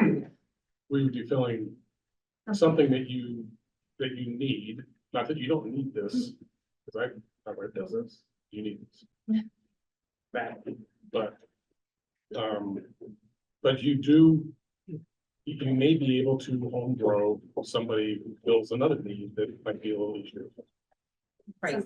Somebody You have who the freedom has to do great this skills or there that. already. Right, Yeah. yep, So if this is like a $76,000 position, I made that up, obviously, put that back in there in the salary bucket for some sort of student facing position, whether it's behavioral, whether it's intensive coach, whether it's a special educator, whatever we decide. But it's there, and we try to recruit for something that's student facing that helps our kids and our teachers. yeah. And this sort of came up with your question earlier too, Ashley, that generally speaking, when we're talking about a licensed professional position, the average is somewhere in the 95 to 100,000 is sort of the ballpark figure that we're talking about from a budget perspective.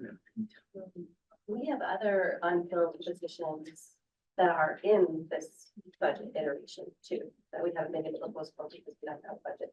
So we can do what you're talking about even without this particular position, because there are others that are unfilled, including the two special educators. That's something, if we can't get special educators, can we get the supports that you were suggesting before about the behaviorists? Is that something like, is there wiggle room there to say, we know we have a need, but we can't find the person that this was originally slotted for, can we address? Yeah, so that kind of comes back to the reality of managing the budget. Like we're sort of kidding ourselves if we think we know in November what we need next September.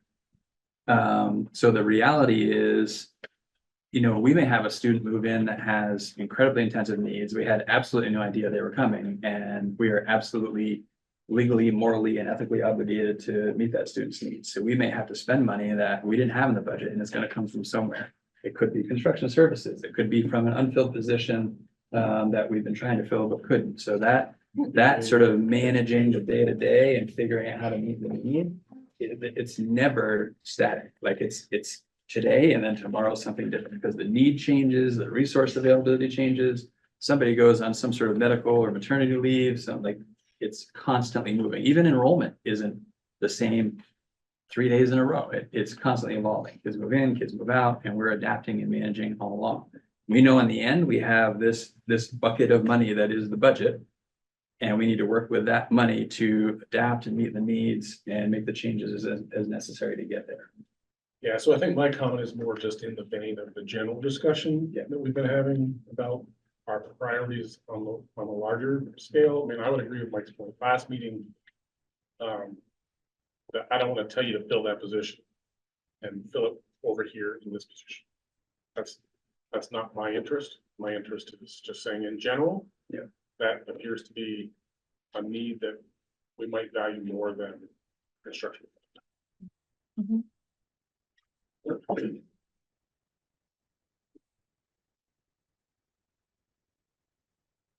Are we okay moving on? So this is sort of how the numbers break down. You can see the cost per pupil, which again is that's the part that this board can control the most in terms of what happens with the tax rate. You don't really control the yield. I mean, you do to an extent because our spending gets added to the statewide spending, which is what drives the yield. But effectively, cost per pupil is really at the core, the control the board has. And you can see this is a reduction of a little over 7.5% cost per pupil from the current year's cost per pupil. Put that back in the ballot. Yeah. Yes, it will be going forward. That was also part of the yield bill.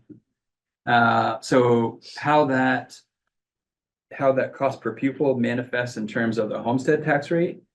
That reduction in cost per pupil translates for us into about 4.75% decrease in the homestead tax rate.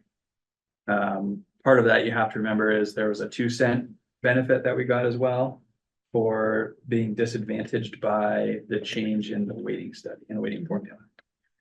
So that contributed to that 4.75% decrease. But again, that's a decrease in the homestead tax rate over the current homestead tax rate.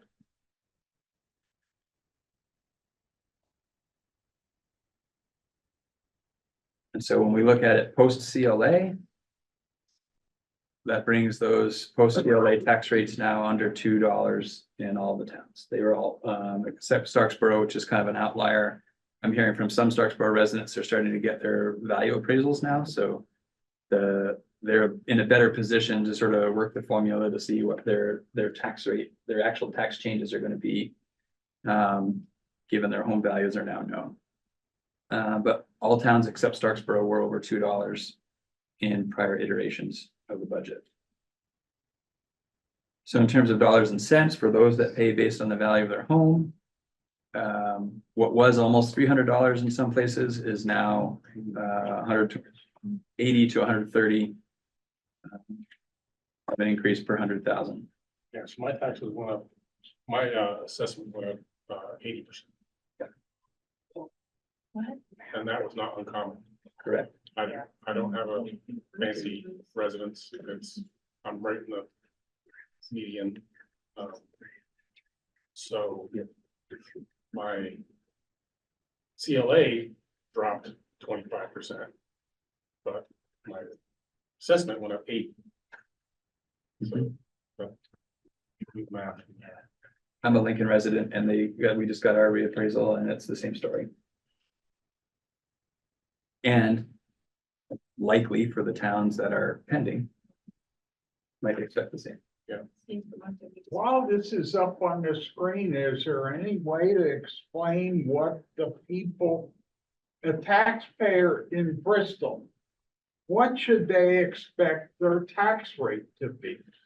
And I know it changes because it's over 70% of the people in the state of Vermont receive some kind of, reimbursement.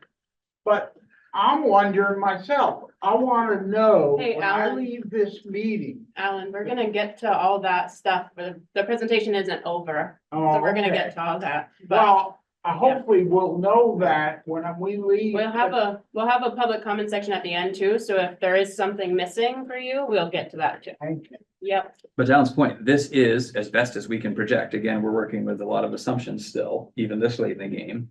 As best as we can project, the post CLA tax rate in Bristol, we're projecting to be $1.97, almost $1.98. $1.98 in Moncton, $1.94 in New Haven, and somewhere in the $1.42 in Starksboro, but on a much higher home value, as Steve just pointed out. What that means in terms of dollars and cents is for those, again, about 1/3 of the folks that pay based on their home value. In Bristol, you can expect your taxes to go up somewhere in the neighborhood of $130 per 100,000 of assessed value, 126 in Moncton, 82 in New Haven. And then Starksboro is an anomaly because of those changes that we just talked about.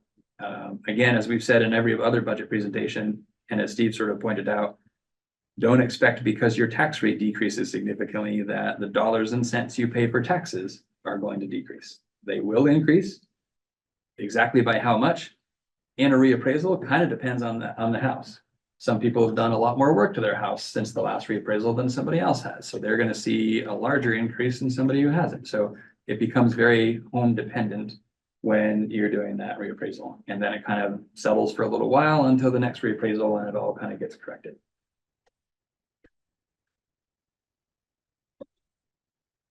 For the folks that pay based on income sensitized, this is assuming the benefit for using the median income. Again, it's different depending on the level of income in the home. But you can see the change here from, I think this is from the original budget as well. So less of an impact here. So But a pretty big percentage of that total number. We've not typically seen, $200 and $300 increases in this metric right here. correct. And this is the bulk of the people. And it's the people who are most unable to pay in a lot of instances. I think, So, I think Floyd pointed out though that if I'm not wrong, that this is also accounting for an 11% increase in the median income year over year. correct. So that's back of the envelope, $7,000 of an increase in income for ultimately a $200 increase in property tax. So, Yeah. so since we're using the median as a different number than previous years, like ideally that increase in property tax can be offset by rising salaries. And again, this is individual, just like the appraisal. Yeah. But if you're taking the median up 11%, I'm not surprised that the overall increase is higher than usual as well. Right? Like it's actually kind of in line with no change, like the projected percent increase is pretty close to the increase in income itself. If that makes sense. No, it does make sense. Just so that people who are seeing this might be Yeah. aware that I'll just piggyback on that, Mike, if I might. The rate is based on income at 2.8. Last year might have been 2.82. Or flip that, 8.2 versus 2.8 last year as a percent of income. And on a lower number. So the percentage hasn't changed an awful lot. The income has gone up, which is what drives a large portion of that. It's and that's just a snapshot, right? That's some home. If they fit the right criteria of home value to income, to amount of acreage, to it, we just tried to get a snapshot that we've been consistent with in these years to give an idea of what it might be. Yeah, this is the middle of the road person. As vanilla as we can get it. I think it's also worth noting, I think in the final version of the yield bill that I think is sitting with the governor now, there's language in there that would, I think, increase the benefit to those who pay based on income, so that it softens that a little bit for. So, and I can get into the weeds on that a little bit so that what they're doing in the yield bill is softening it for your fiscal year 25 tax bill. But this structure lags a year. So your tax is really for fiscal year 26. Even though we're looking at it for 25, and I'm gonna retract everything I just said because it gets it really fuzzy. We had a presentation from the JFO tax department, and it is a heck of a computation to get to an accurate number. Not that doesn't sound like fun to do right now. But I think Let's dive in, you know? So in the end, again, if we acknowledge Starksboro as sort of an outlier when you look at it in terms of percent increase, but know that the actual dollars and cents they'll pay is somewhere in the ballpark of what the other towns will do. We're looking at percent changes somewhere in the 4 to 7% range. That's post CLA. And when we look historically, that 4 to 7 range is pretty much at or below where we have passed budgets in the last 5 years. So in terms of tax impact, this budget brings that into the same range that we've been in recently. So with this budget, Patrick, I'm looking for that final column that says with this budget, this is how much you're going to pay per 100,000 assessed value. You know, we've got per 100,000 assessed value and then from town meeting day. But So it it's, doesn't, I think that's 130 for Bristol, 126. So Okay, that that is it from this for this budget. current budget, Yeah. okay. All right. A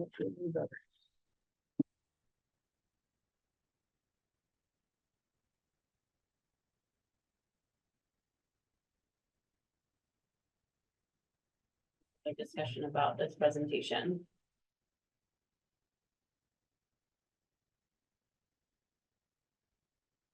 We have the budget in the 11th and format somewhere. I see Floyd reaching. That distributable. It's It it's is, electronic, so we could get that out. Postable, we could post it.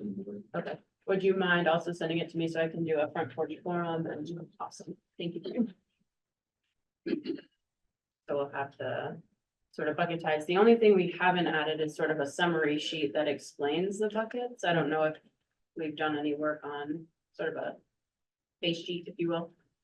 To do any Not of as that. much as I'd like to. Okay, okay, And if we want to amend it to take that, like based on what we just saw today at the discussion, if we want to take that SEL coach dollar amount, not that title, that into the budget, we want to modify that, right?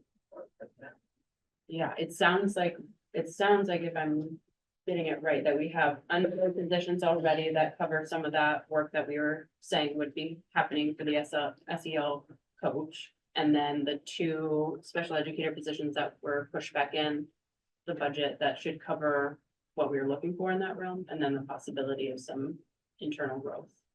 So I don't know if it's needing more or just needing to pass a budget so that the positions that are unfilled can get posted to cover what we're looking for. Sorry, I must have misunderstood. I thought we were thinking like the SEL amount was taken out for the April 16th bill when we were discussing, in my brain, I was thinking we were gonna put that back into the budget. So instead of maybe 576 reduction for the third budget, we're at 476 if I use $100,000 that you said. Maybe I misunderstood. And please correct me if I'm wrong. Well, my suggestion would be to just increase the construction line. reduction. Okay, so just give it a flop. Yeah, I don't want to change the number at this point. But we sorry, so thank you for reminding me of that piece, but when we do the 11th and format, we should make that flip, so that what's going out to public, if they're not compared. Yeah, I mean, Gonna be if on we the agree, warrant we ballot. agree to make that. Yeah, yes, okay. Yeah. So what did other people understand from that? Yeah.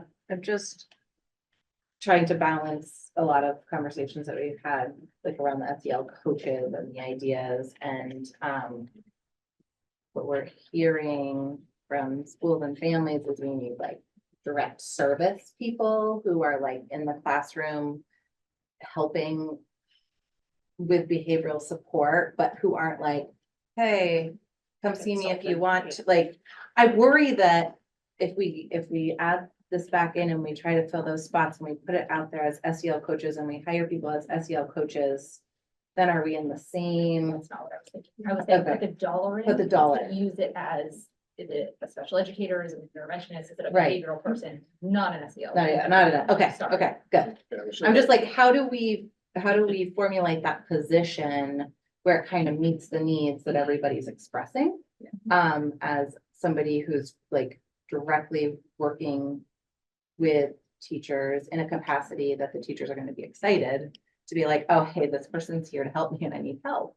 And just kind of changing that narrative to see if we can make it more successful and build the support at the same time. So what do other people think about that idea? I don't have an issue with that format, that framework. I think it's difficult to kind of pinpoint that in a budget directive at this point. I think just saying, look, we see a personnel position versus construction dollars. Yeah. You know, I think Katrina and Patrick seem to have a handle on where we could bolster the behavioral thing that's going on. And then we'll see the follow through the job posting description and such. And obviously we have budget right up to discuss.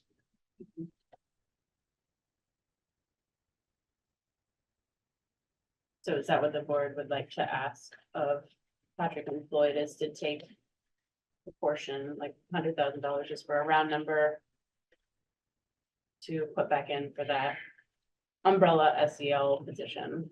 That could be transformed into something else. I'd like to hear Patrick and Floyd's opinion on what that does. on the other. end. I've seen downsized.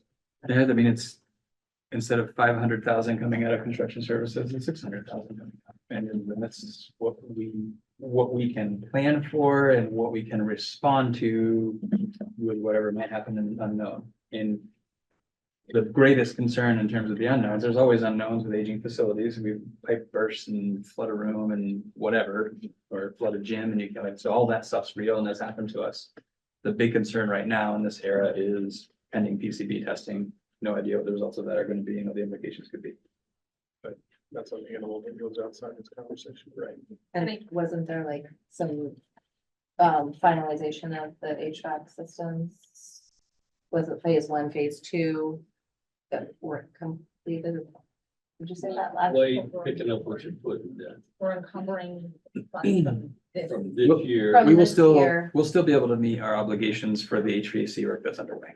And the. It just parking leaves lot less after Also, that. part of Yeah, the I parking think lot. it just bolsters the conversation for what we throw into a bond.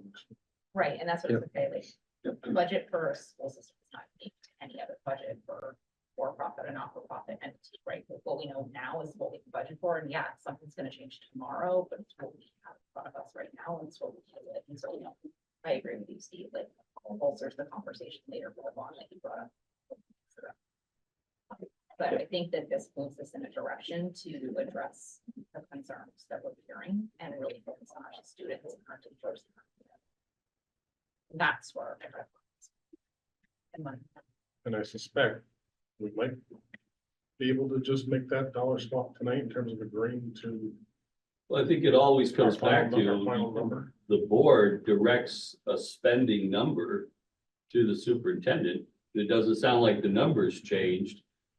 Right, and it's Yeah, I was just a hoping not to matter change the of number, 'cause I know how that we people move will- stuff around on the total number. And that's the ballot number.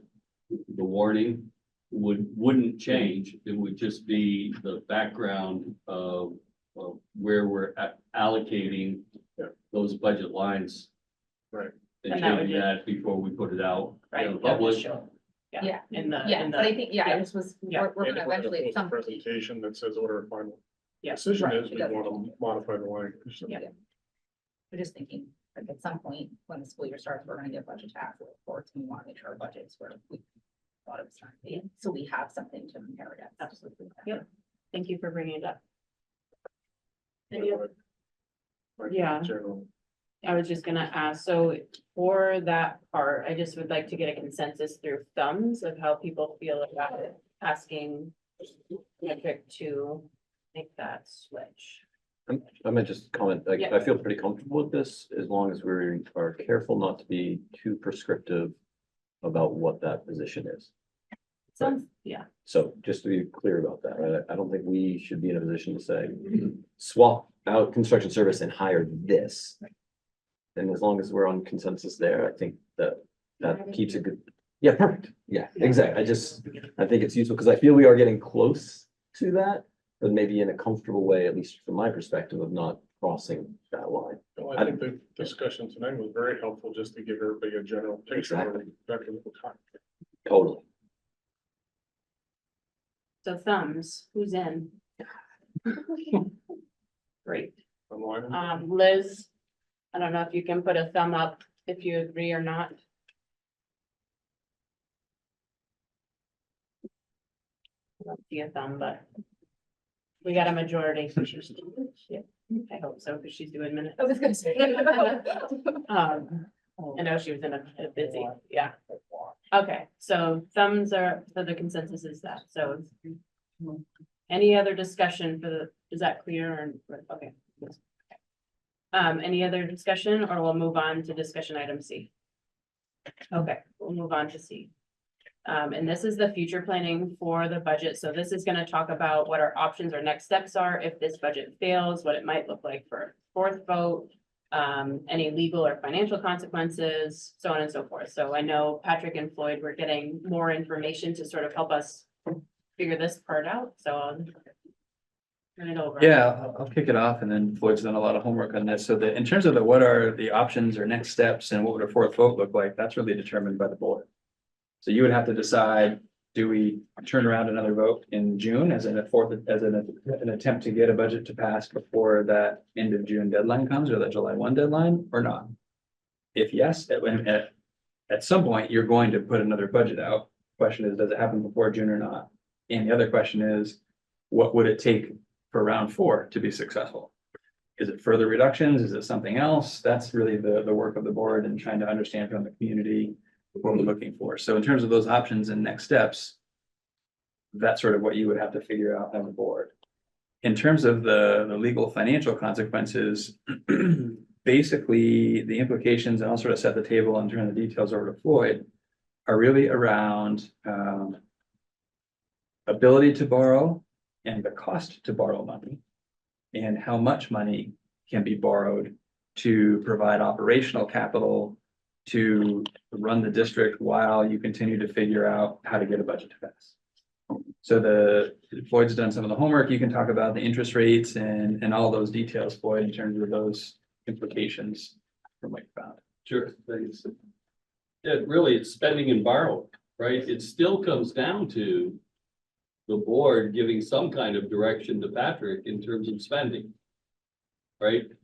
We can spend, we're not limited on how much we can spend. We're limited on how much we can borrow. So that borrowing is 87% of the current year's budget, which reflects a pretty good drop. Not as bad as it was a few months ago, but we will reduce our spending percentage more than 87% if we use that as a target. Second piece, borrowing, the concern is cash flow. Right?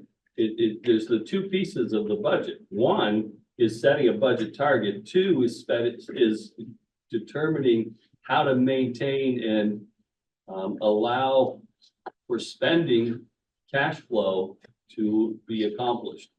There's two types of loans we can get. A revenue anticipation note, which we have consistently done, and we borrow it to a fairly significant amount, 6 million in these last few years, which we're able to arbitrage because we take the whole 6 million invested, and then what we spend from it reduces our interest rate on it. If you look, our interest rate year to date is around 270 grand of interest income. Our loan payment interest is significantly less because we haven't used that whole 6 million.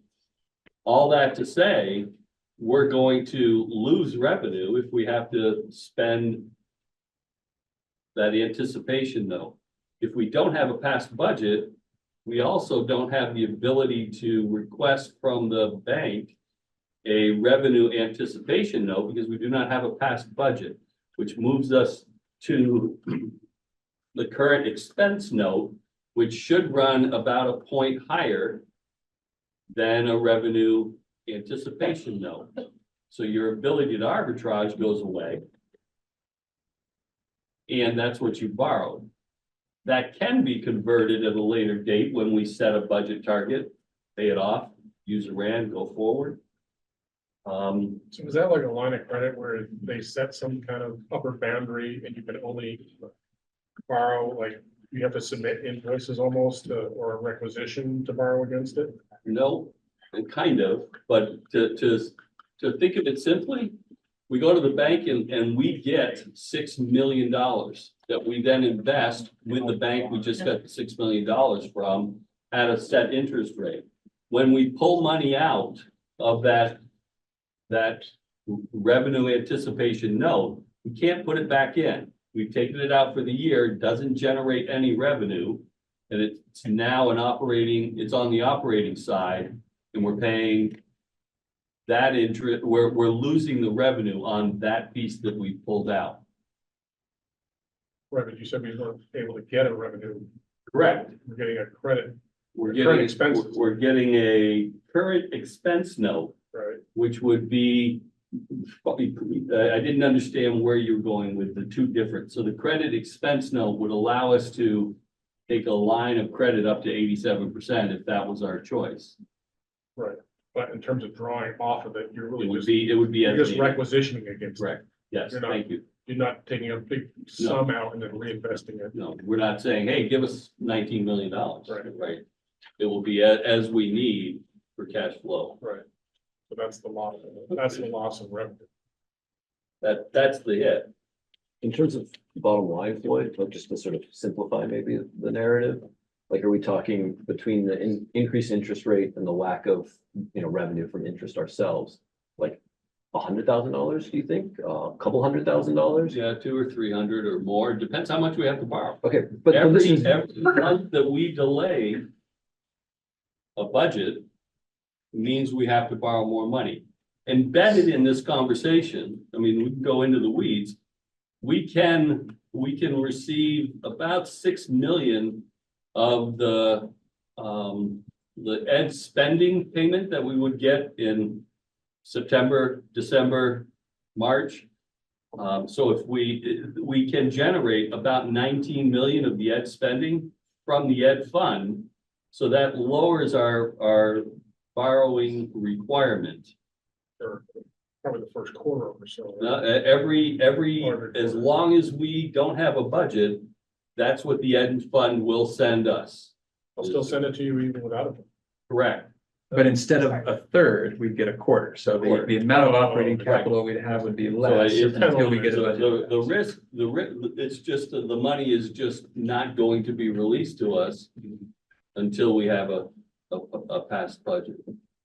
but like in the context of what we've just been discussing about, which are like 1 or 2 FTEs, essentially the consequence of a failed budget are those positions that we just fought to keep, right? So like The money for it. to is underscore gone. the consequence of not passing it, it's like, we're talking a job or 2 jobs or 3 jobs or whatever this debate has been largely Or centered even on. more, Or more is the consequence of not getting it passed. But I'd like to add to that consequence, because another consequence is we have a number of positions that are unfilled currently that we want to post for and don't have the confidence to post for until we have a passed budget. So we're already late in the game with a handful of positions, more than we've talked about tonight already, that we're waiting for. Like our position right now is if the board adopts the budget tonight and warns this vote for June 11th, and it's official, my directive to administrators tomorrow is you can now post for those vacant positions as anticipated, in the hopes that this budget passes on June 11th, and then we can offer the final candidates a job on June 12th. So do the very best we can to be as expedient to get these positions filled. It's already going to be hard. If either the budget isn't adopted and warned tonight, or it doesn't pass on June 11th, we now push out for however long again until we can post for these unfilled positions. Because we don't ultimately know where the spending is going to land until we have a budget that has passed voter approval. How many, we have the 2 Bristol, like I'm just saying teachers, 2 Bristol teachers, a New Haven teacher now. There are currently, right, so there are 4 unfilled classroom positions at the elementary level, and there are some others as well. I'd have to, Yeah, Look I'm up exactly thinking what, mostly but- classroom teachers. there are currently 4 district-wide.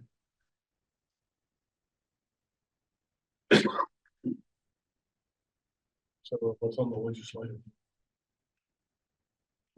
There was legislation introduced to try and look at how to help districts that are struggling, because there's, I think, as of this morning, there were still 20-ish districts that didn't have budgets that passed, which is an unusually high number, maybe an unprecedented number. So there was legislation discussed about how can we help districts through this, because it's a really hard time. And that legislation ultimately did not pass. It didn't go forward because it didn't really do anything a whole lot different than legislation that already exists, which is the 87% of stuff that Floyd's been talking about. So there's not legislation that we're aware of that does really much to help beyond what Floyd was talking about. It's an easy bullet to government.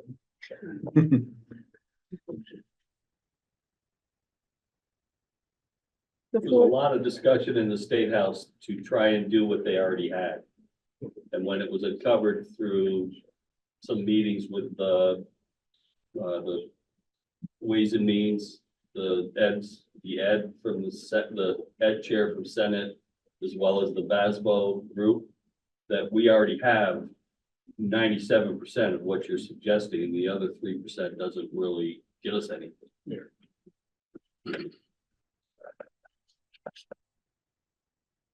Any other questions about what it might look like in the future?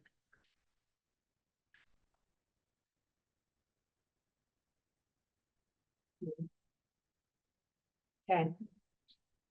So the next is an action item to adopt the fiscal year 25 budget, version 3. And I'll add the caveat to that action item that we've made that ask to swap a roughly 100,000 from instructional services line, presumably back into the budget to cover some sort of SEL special ed helpful position. Student facing. Student facing position, that's a much easier way to say it. So if someone would like to make a motion, They need to quote the dollar numbers and everything. for adopting. 35381,196.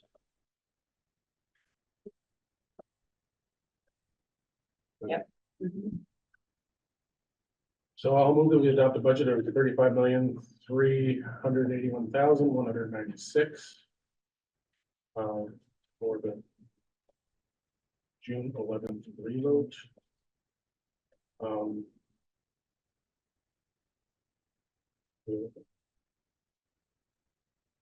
Second.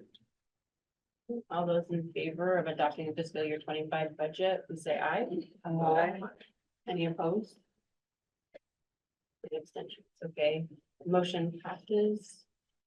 The next thing is approving our warning in our ballot, and the one I have in front of me might be different than the one you have, only because we need to put on the warning when we're gonna hold a public information hearing to go over all the details.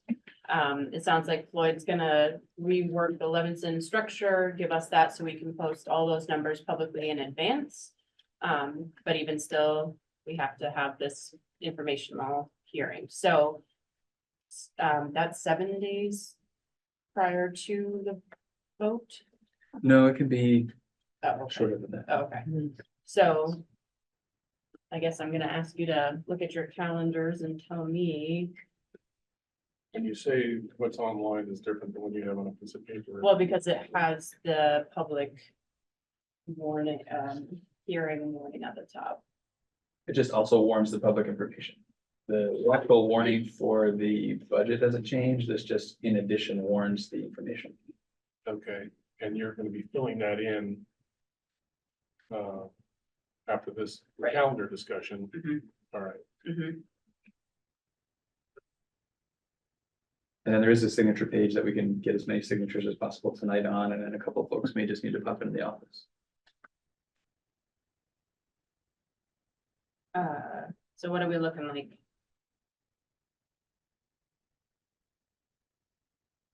So we have a business meeting next week. Yep. On the 28th, Yes, and then when's our June meeting? well, it would be the 11th, which is the voting day, and the,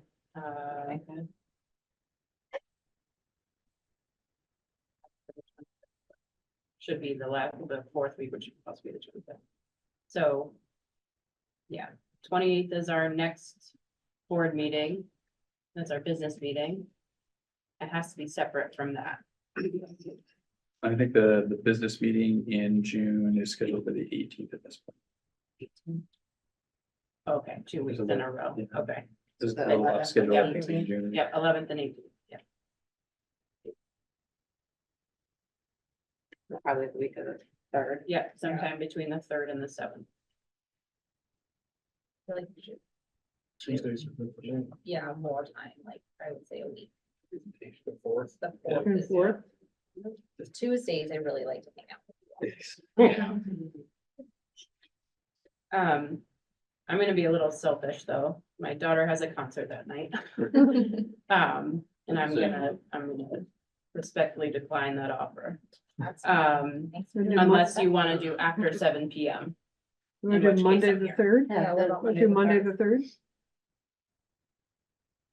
Monday the 3rd is fine with me. And I will just double check that there's not something that says it can't be more than a week ahead. Yeah. For some reason, I So had it could be 7 less days. than 7 days, but not more than 7 days. Perhaps, that's what I would want to double check. So let's go back up. So June 3rd, I'm probably 50-50 that night, but June 3rd. I trust that y'all can handle it. So. But people really liked The your. fifth, okay, I could be here the fifth. I get back from a trip on the morning or midday of the third. But flying back into Montreal and it's a little complicated, so whether or not I could actually Fly here in time. make it here, fly here on A time. lot of variables. There's a lot of variables. It's and gonna budget give you a presentation. parachute. I know. Yeah. In the air. Exactly. Your AIR. June 5th. Yeah, the 5th is a backup. Fifth work perspective. Yeah. Yeah, it would work for me though, again, I don't want to Okay. So switch things up on my. The third or the fifth. June 3rd. Pending any conflicting information. June 5th, if not. So Renella's thumbs up on the screen. Okay, perfect. And I don't know if Liz. I don't know where her, yeah, but I will confirm with Liz as well. Oh, she thumbed There up. he is. Oh, yay, June 3rd, Liz, I'm hoping, June 3rd and 5th. And 6 PM. Yes, usually. Might I request that Floyd give us a presentation that night on this? I'll Yeah. respectfully let you know that I will be doing it from Salt Lake where my daughter's getting married. That's okay. So you might have the whole family in that present. That's I great. do, one of the big feedbacks in New Haven anyway was, this is so complicated, who the heck can read this? And so I do think it would be valuable for a lot of people to get the Levinson lowdown. That's what we're gonna call it, the Levinson lowdown with Floyd. Where, I mean, it doesn't even have to be a Q&A, but you just kind of go through it like you did with us. I think I would be curious to see if people bit onto that to get a grasp a better understanding. And it does, you let your daughter get married. But is there a way that we can incorporate that into the community component of this next vote? Well, that's what I was sort of hoping that face sheet might have come into play a little bit more to just break out what are in those buckets and make it a little bit more palatable. Because that is one piece of feedback, right? Like, it's all great that this is in a bucket, but what does that mean? You know, how many people live here and that kind of thing. So I was hoping that, and it's a big push. It's, you know, to put that all together, but maybe as much as possible, having something similar. Sure. And I wouldn't be adverse to, I mean, we're talking about the formality of a budget presentation prior to the vote. There's nothing that would preclude an invitation to chat with the business manager about the proposed numbers prior to that meeting. I think Or for would there? component is just like, like, Not with the understanding. board, not with the board, just, I think he's saying. So. You're in Salt Lake upon come up, eh? I'm flying out on the 6th. Returning on the 12th. So you'd be here for the We'll 3rd. be here for the Oh, for third. the then. 3rd. Yeah. I'm sorry, I got lost on dates. Yeah. That's fine. So you're here. I was trying really hard to get out of it. With enthusiasm, I'll be there. Oh, okay, excellent. I'm sorry. So I'm not going to force you I was. to be at a meeting during your daughter's wedding. I'm sorry. It was an easy choice, but now I was reading the following Monday and I'm sorry. Yeah, okay. Daniela, Yeah, can we also include we've got the quantitative numbers and I love the Levinson lowdown. Can we also include the explanation of how this incorporates community responses? Like, can we have a little bit of that introduction of the, like, here's what we heard and here's how we're trying to respond to it. And this is the first step. I wonder if that might be something I might be able to assist with. Yes, I guess please. more- Could we, if you are gonna be here, could we do it like, sign in at 5:30 if you want? Go through the budget with Floyd, get an understanding of how this all works, and then do the informational at 6, where we just talk about the tax implications, and so it's like a 2-piece and people can tag into whatever I think getting folks here at 5:30 is gonna be a real stretch. Okay, or Yeah, I think we're just used to the Just 6 o'clock. Yeah, and just do a one hit with Floyd. If we need to go 6 to 6:30 to do some of that legwork. that's Because I think also there's fine. two pieces of understanding the budget and what we're voting for. One is understanding the budget. One is understanding how it's changing and the implications on our taxes and our kids. And I don't think those two things are necessarily the same. And I think there's different people interested in each of those. Some are interested in both buckets, some are interested in just one bucket. Like, To the have a better button. 30 minutes to get questions about the budget. I mean, how many hours as a group have we spent on it? And I don't know if it would be a Q&A so much as you just scrolling walking through the and budget. saying, this is what this looks like, this is what this means, and maybe people could type questions into the comments and we could create a Q&A from there or something. But just like a visual run through with somebody who understands it. I think if we do a Q&A, you're right, like 4 hours later, We're still here. Yeah. it's, could be intense. Could be an odd. But like what's the word I'm looking for? I just had a Fireside brainstorm. I wonder, could you record yourself doing that? Yeah. And we just post that ASAP? And then we don't have to, I mean, yes, please come, be part of the presentation on the 3rd.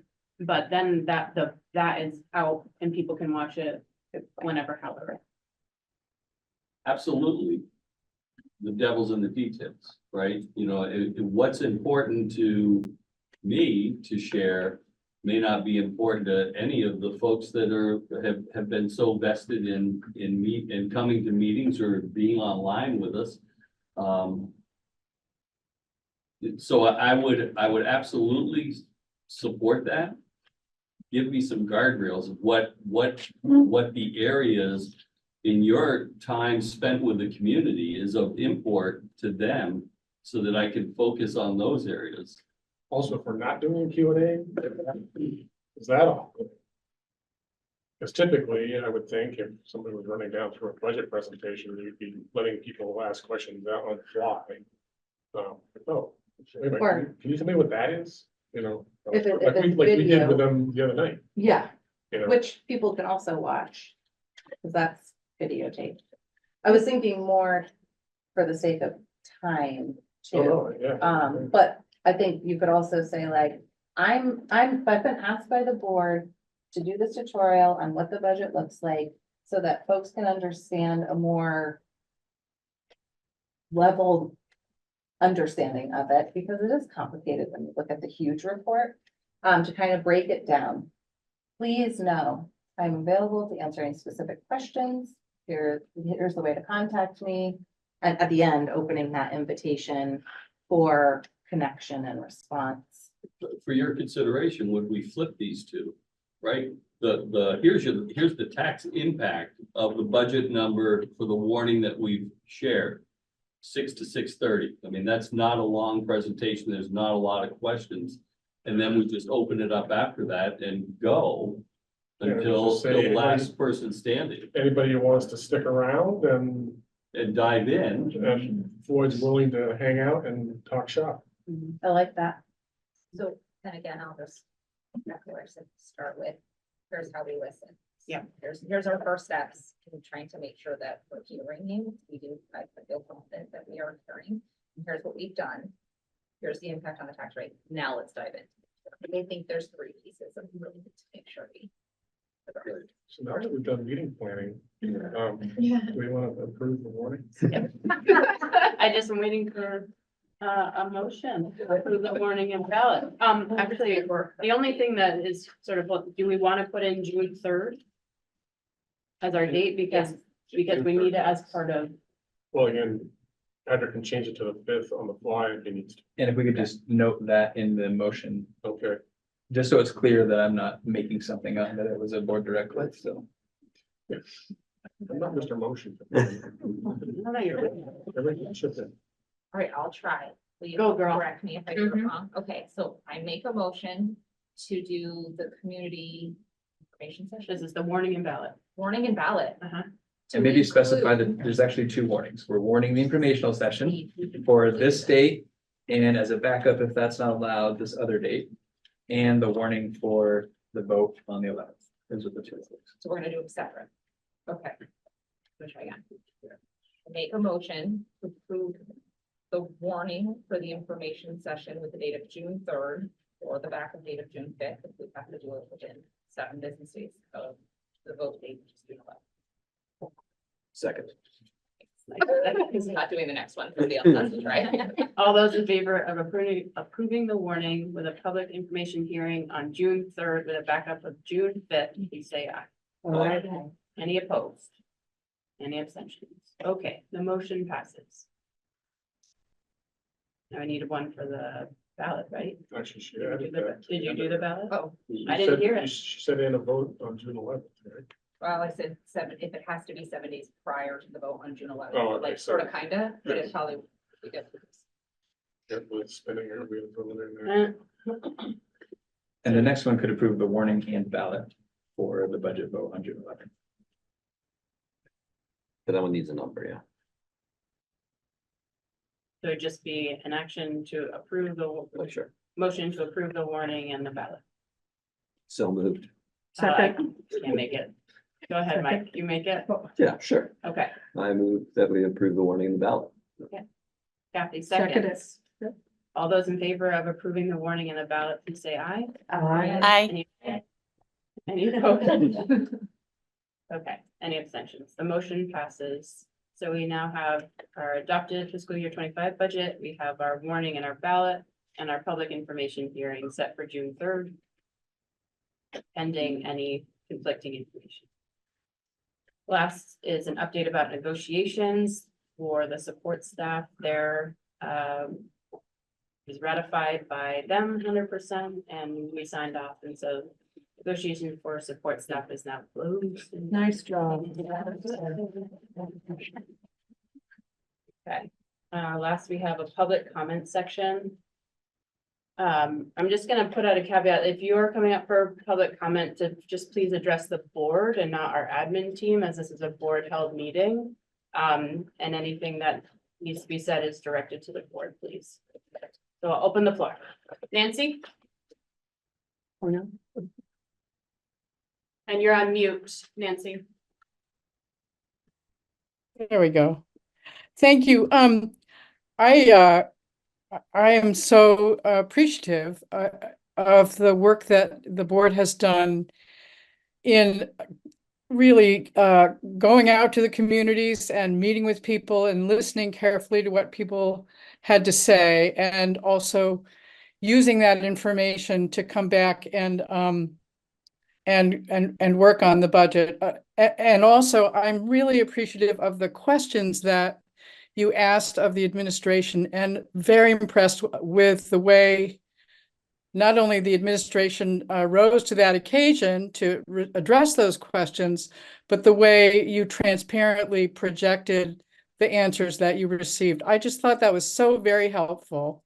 And I would say that I really do support what you have decided about the budget you're putting forward. And I would say that if there's anything, if it would be possible for you to create some bullet point, I understand that the board doesn't feel it can ask people to support the budget, but community people who aren't on the board can do that. And if you can prepare some bullet points that you could distribute to folks in the communities that we could use to urge people to vote and to vote yes on the budget, that would be really helpful. I do think that in those bullet points and also in your budget presentation, starting out by talking about what your goals have been in formulating this third proposal, and especially as Daniela Sutherland said, making it clear how the budget reflects what you heard from the community in those meetings. I mean, that I think those, prefacing a budget presentation with that is going to be hugely helpful. And if you can include that in bullet points that you distribute to folks in the towns, we can also help you make sure that the budget passes this time. So thank you so much for all this work. I'm so impressed and so grateful. Thank you, Nancy. Any other public comment? Yeah, Sarah?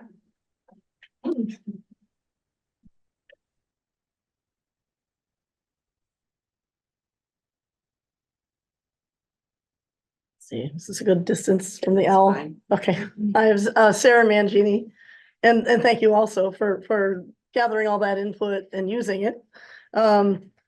On a personal note, I'm really pleased to see that a budget revote date has been set, because selfishly, if I understood correctly, I think that means you can now post a job listing for my future colleague. So I'm pleased to hear that, if I understood that correctly. The board, you heard a lot of information tonight about supports that are in place for students. I'd like to offer a slightly different perspective on some of the information that's been shared tonight. And I just have three kind of separate points to touch on. They're not huge things, just a different take on it, a different perspective from the view from the classroom, and only representing what I'm noticing. But someone earlier asked the question, what happens if a student doesn't qualify for an IEP? And I heard, and I can't remember who made this comment, but someone did say that they could possibly get 30 minutes daily from an interventionist as a different kind of support. But something you should know, and I want to make sure is clear, is that within a grade level, only 1 to 3 students get support in reading, and maybe a different 1 to 3 students get support in math. And there might be, a couple of students who need some SEL support from a counselor. But I want to make sure it's clear that it's not a wide open abundance of lots of support for anyone who needs it, unfortunately. So unfortunately, too many students get no additional support beyond what the classroom teacher can provide. A second thing I wanted to touch on, the BCBAs, and I can't remember what that acronym stands for. It's is it board certified? Board certified behavior analyst. Behavior analyst. Okay, I knew it was behavior, and that was the only one I wasn't sure of. One of my colleagues says, I've been asking for BCBA help since last July, and I keep getting denied. And I just want to say that, again, it's not always that it's there at the ready. I'm not trying to make a huge issue out of it, but just understand it's not that all these things that get promised are available like that. And then the third point I wanted to touch on is the special educator caseload. I think a few of you asked questions about, is it nine or is it 11? I think I have reason to believe that the caseload is high enough for current special educators that they currently can't fit case management. Some of them, probably not everybody. Some of the special educators can't fit case management, which are in IEPs, X number of hours for case management for a particular student. They can't fit it into their regular daily schedule.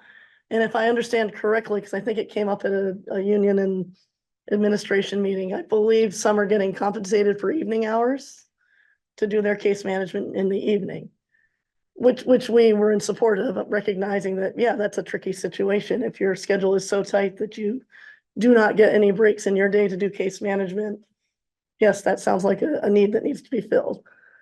So again, whoever asked about the caseload for special educators, I think that's a legitimate question. I think they are pretty maxed out right now, just from my point of view. Thanks, guys. Thanks for all the work that you're doing too. Any other comments at this time? I don't know, I guess I can't go without a comment. Yeah. I know this is a thankless job. But this time should be looking at the figures. The time to look at the philosophy is when people present their budgets in the fall, but nobody shows up to anything. This isn't unique. The only people that when I taught showed up if they had a beef, but it was the same thing like this. But anyways, how can we pass this budget? You go and you buy a car, what do you know? What it's gonna cost. I'm looking at this thing, but I'm not sure on the tax rate. I'm looking at a $4,000 increase minimum for my property. Yeah, I get a little bit maybe. Or some people will, a lot of people in Bristol must get a tax, a rebate or whatever because of the nature of the income of the people that live here. The other three towns, I believe, and maybe aren't considered poor towns. Is that correct, Floyd?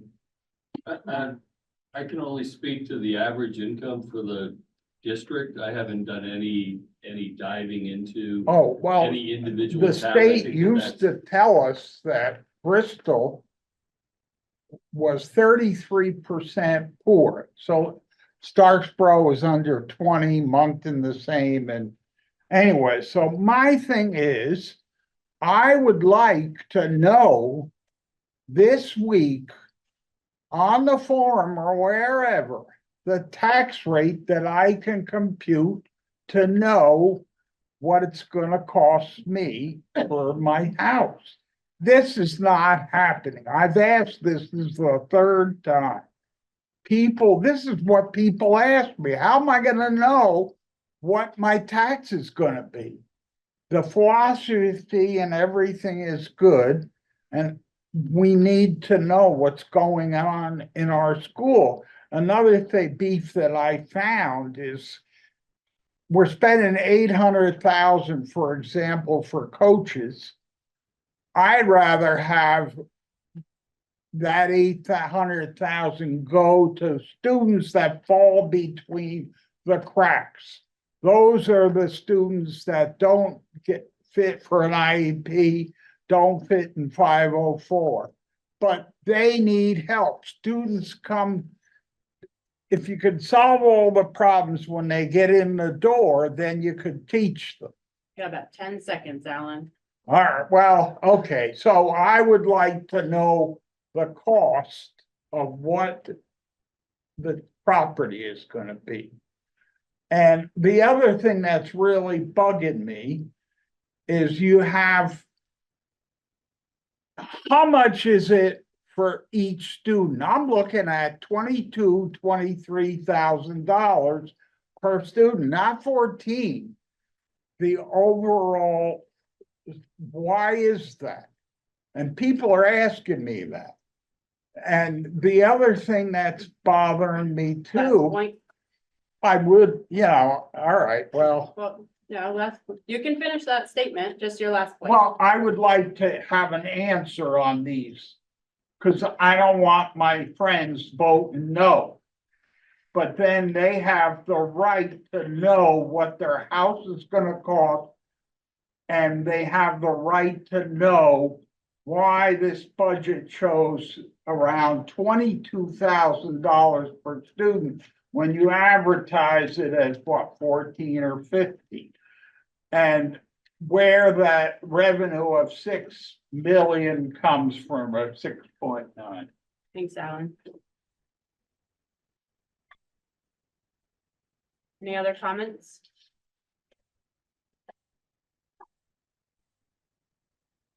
Hello, Shauna again, from Bristol. I believe Alan was talking about like the long-term weighted average versus, I guess on the AOE website, it actually says that it's 23,000 per pupil. So I think that's what he's mentioning is what the difference in those would be.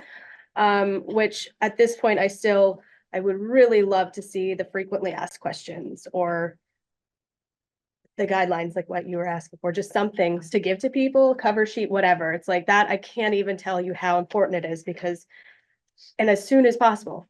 I mean, if people don't have this, they're just going to be just as confused and they're still not going to be comfortable. And I know that it's very necessary because I too want to help, but I can't help if I'm not given the information or if I try to come up with it myself. Sometimes I get the answers wrong and that's not good either. You know, I want to give the right information to people and I need to have that. So if we could actively work on that, I'd be happy to submit a bunch of questions that people have given to me, but we need to have that and we need to have it soon. As far as special education goes and teachers, to be able to teach, to have teachers have to teach all the way down to the level of children that need very targeted support and all the way up to students that are above average, and then all the way in between, and all the curriculum and everything, and then still provide the emotional and behavioral support that students need is not even remotely possible. They really need EAs in the classroom, and a lot of them. Having a one-on-one that works with 3 kids at a time kind of defeats the point of a one-on-one. You know, there's students that have had one-on-ones forever and then suddenly now they can't. Behavioral supports are essential, but it needs to start early. The idea that kids make mistakes, yes, they make mistakes, but this is also about providing support. And that if we're providing the support before they crash and burn, that would be the ideal situation. But waiting until they crash and burn to get an IEP is not, I think, an effective strategy because they're already failing. That's what my problem is they shouldn't have to fail. They should be able to get help before they fail. Because otherwise now they're already down there instead of keeping them up here with their head afloat. But I know 504s, IEPs, student support plans, there's no communication with parents to really make sure that it happens. And what about the kids that don't have a parent to advocate for them? Because if parents have to be there and ask for these things, what about the kid that doesn't have that parent? Because I know if you're not the parent asking for this, then that kid doesn't get it. And there are kids that really need help. And if their parent's not there for them, then no one will be. So that's where we need more support, is getting those kids. How do we make those kids so that they don't crash and burn? Thank you.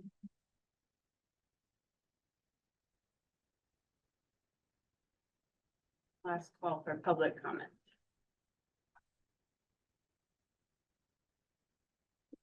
Right, seeing none, our meeting preparation review work plan, we just kind of went over how we might approach the next budget presentation. We have our business meeting already set, the agenda's being built, so that'll be out to you when it's ready. And then the next thing is just moving to adjourn unless anyone else has anything pressing. Okay. So moved. Cassie, the second. Second. Justin, all those in favor of adjourning at 8:43, please say aye. Aye. Aye. Early. I'm gonna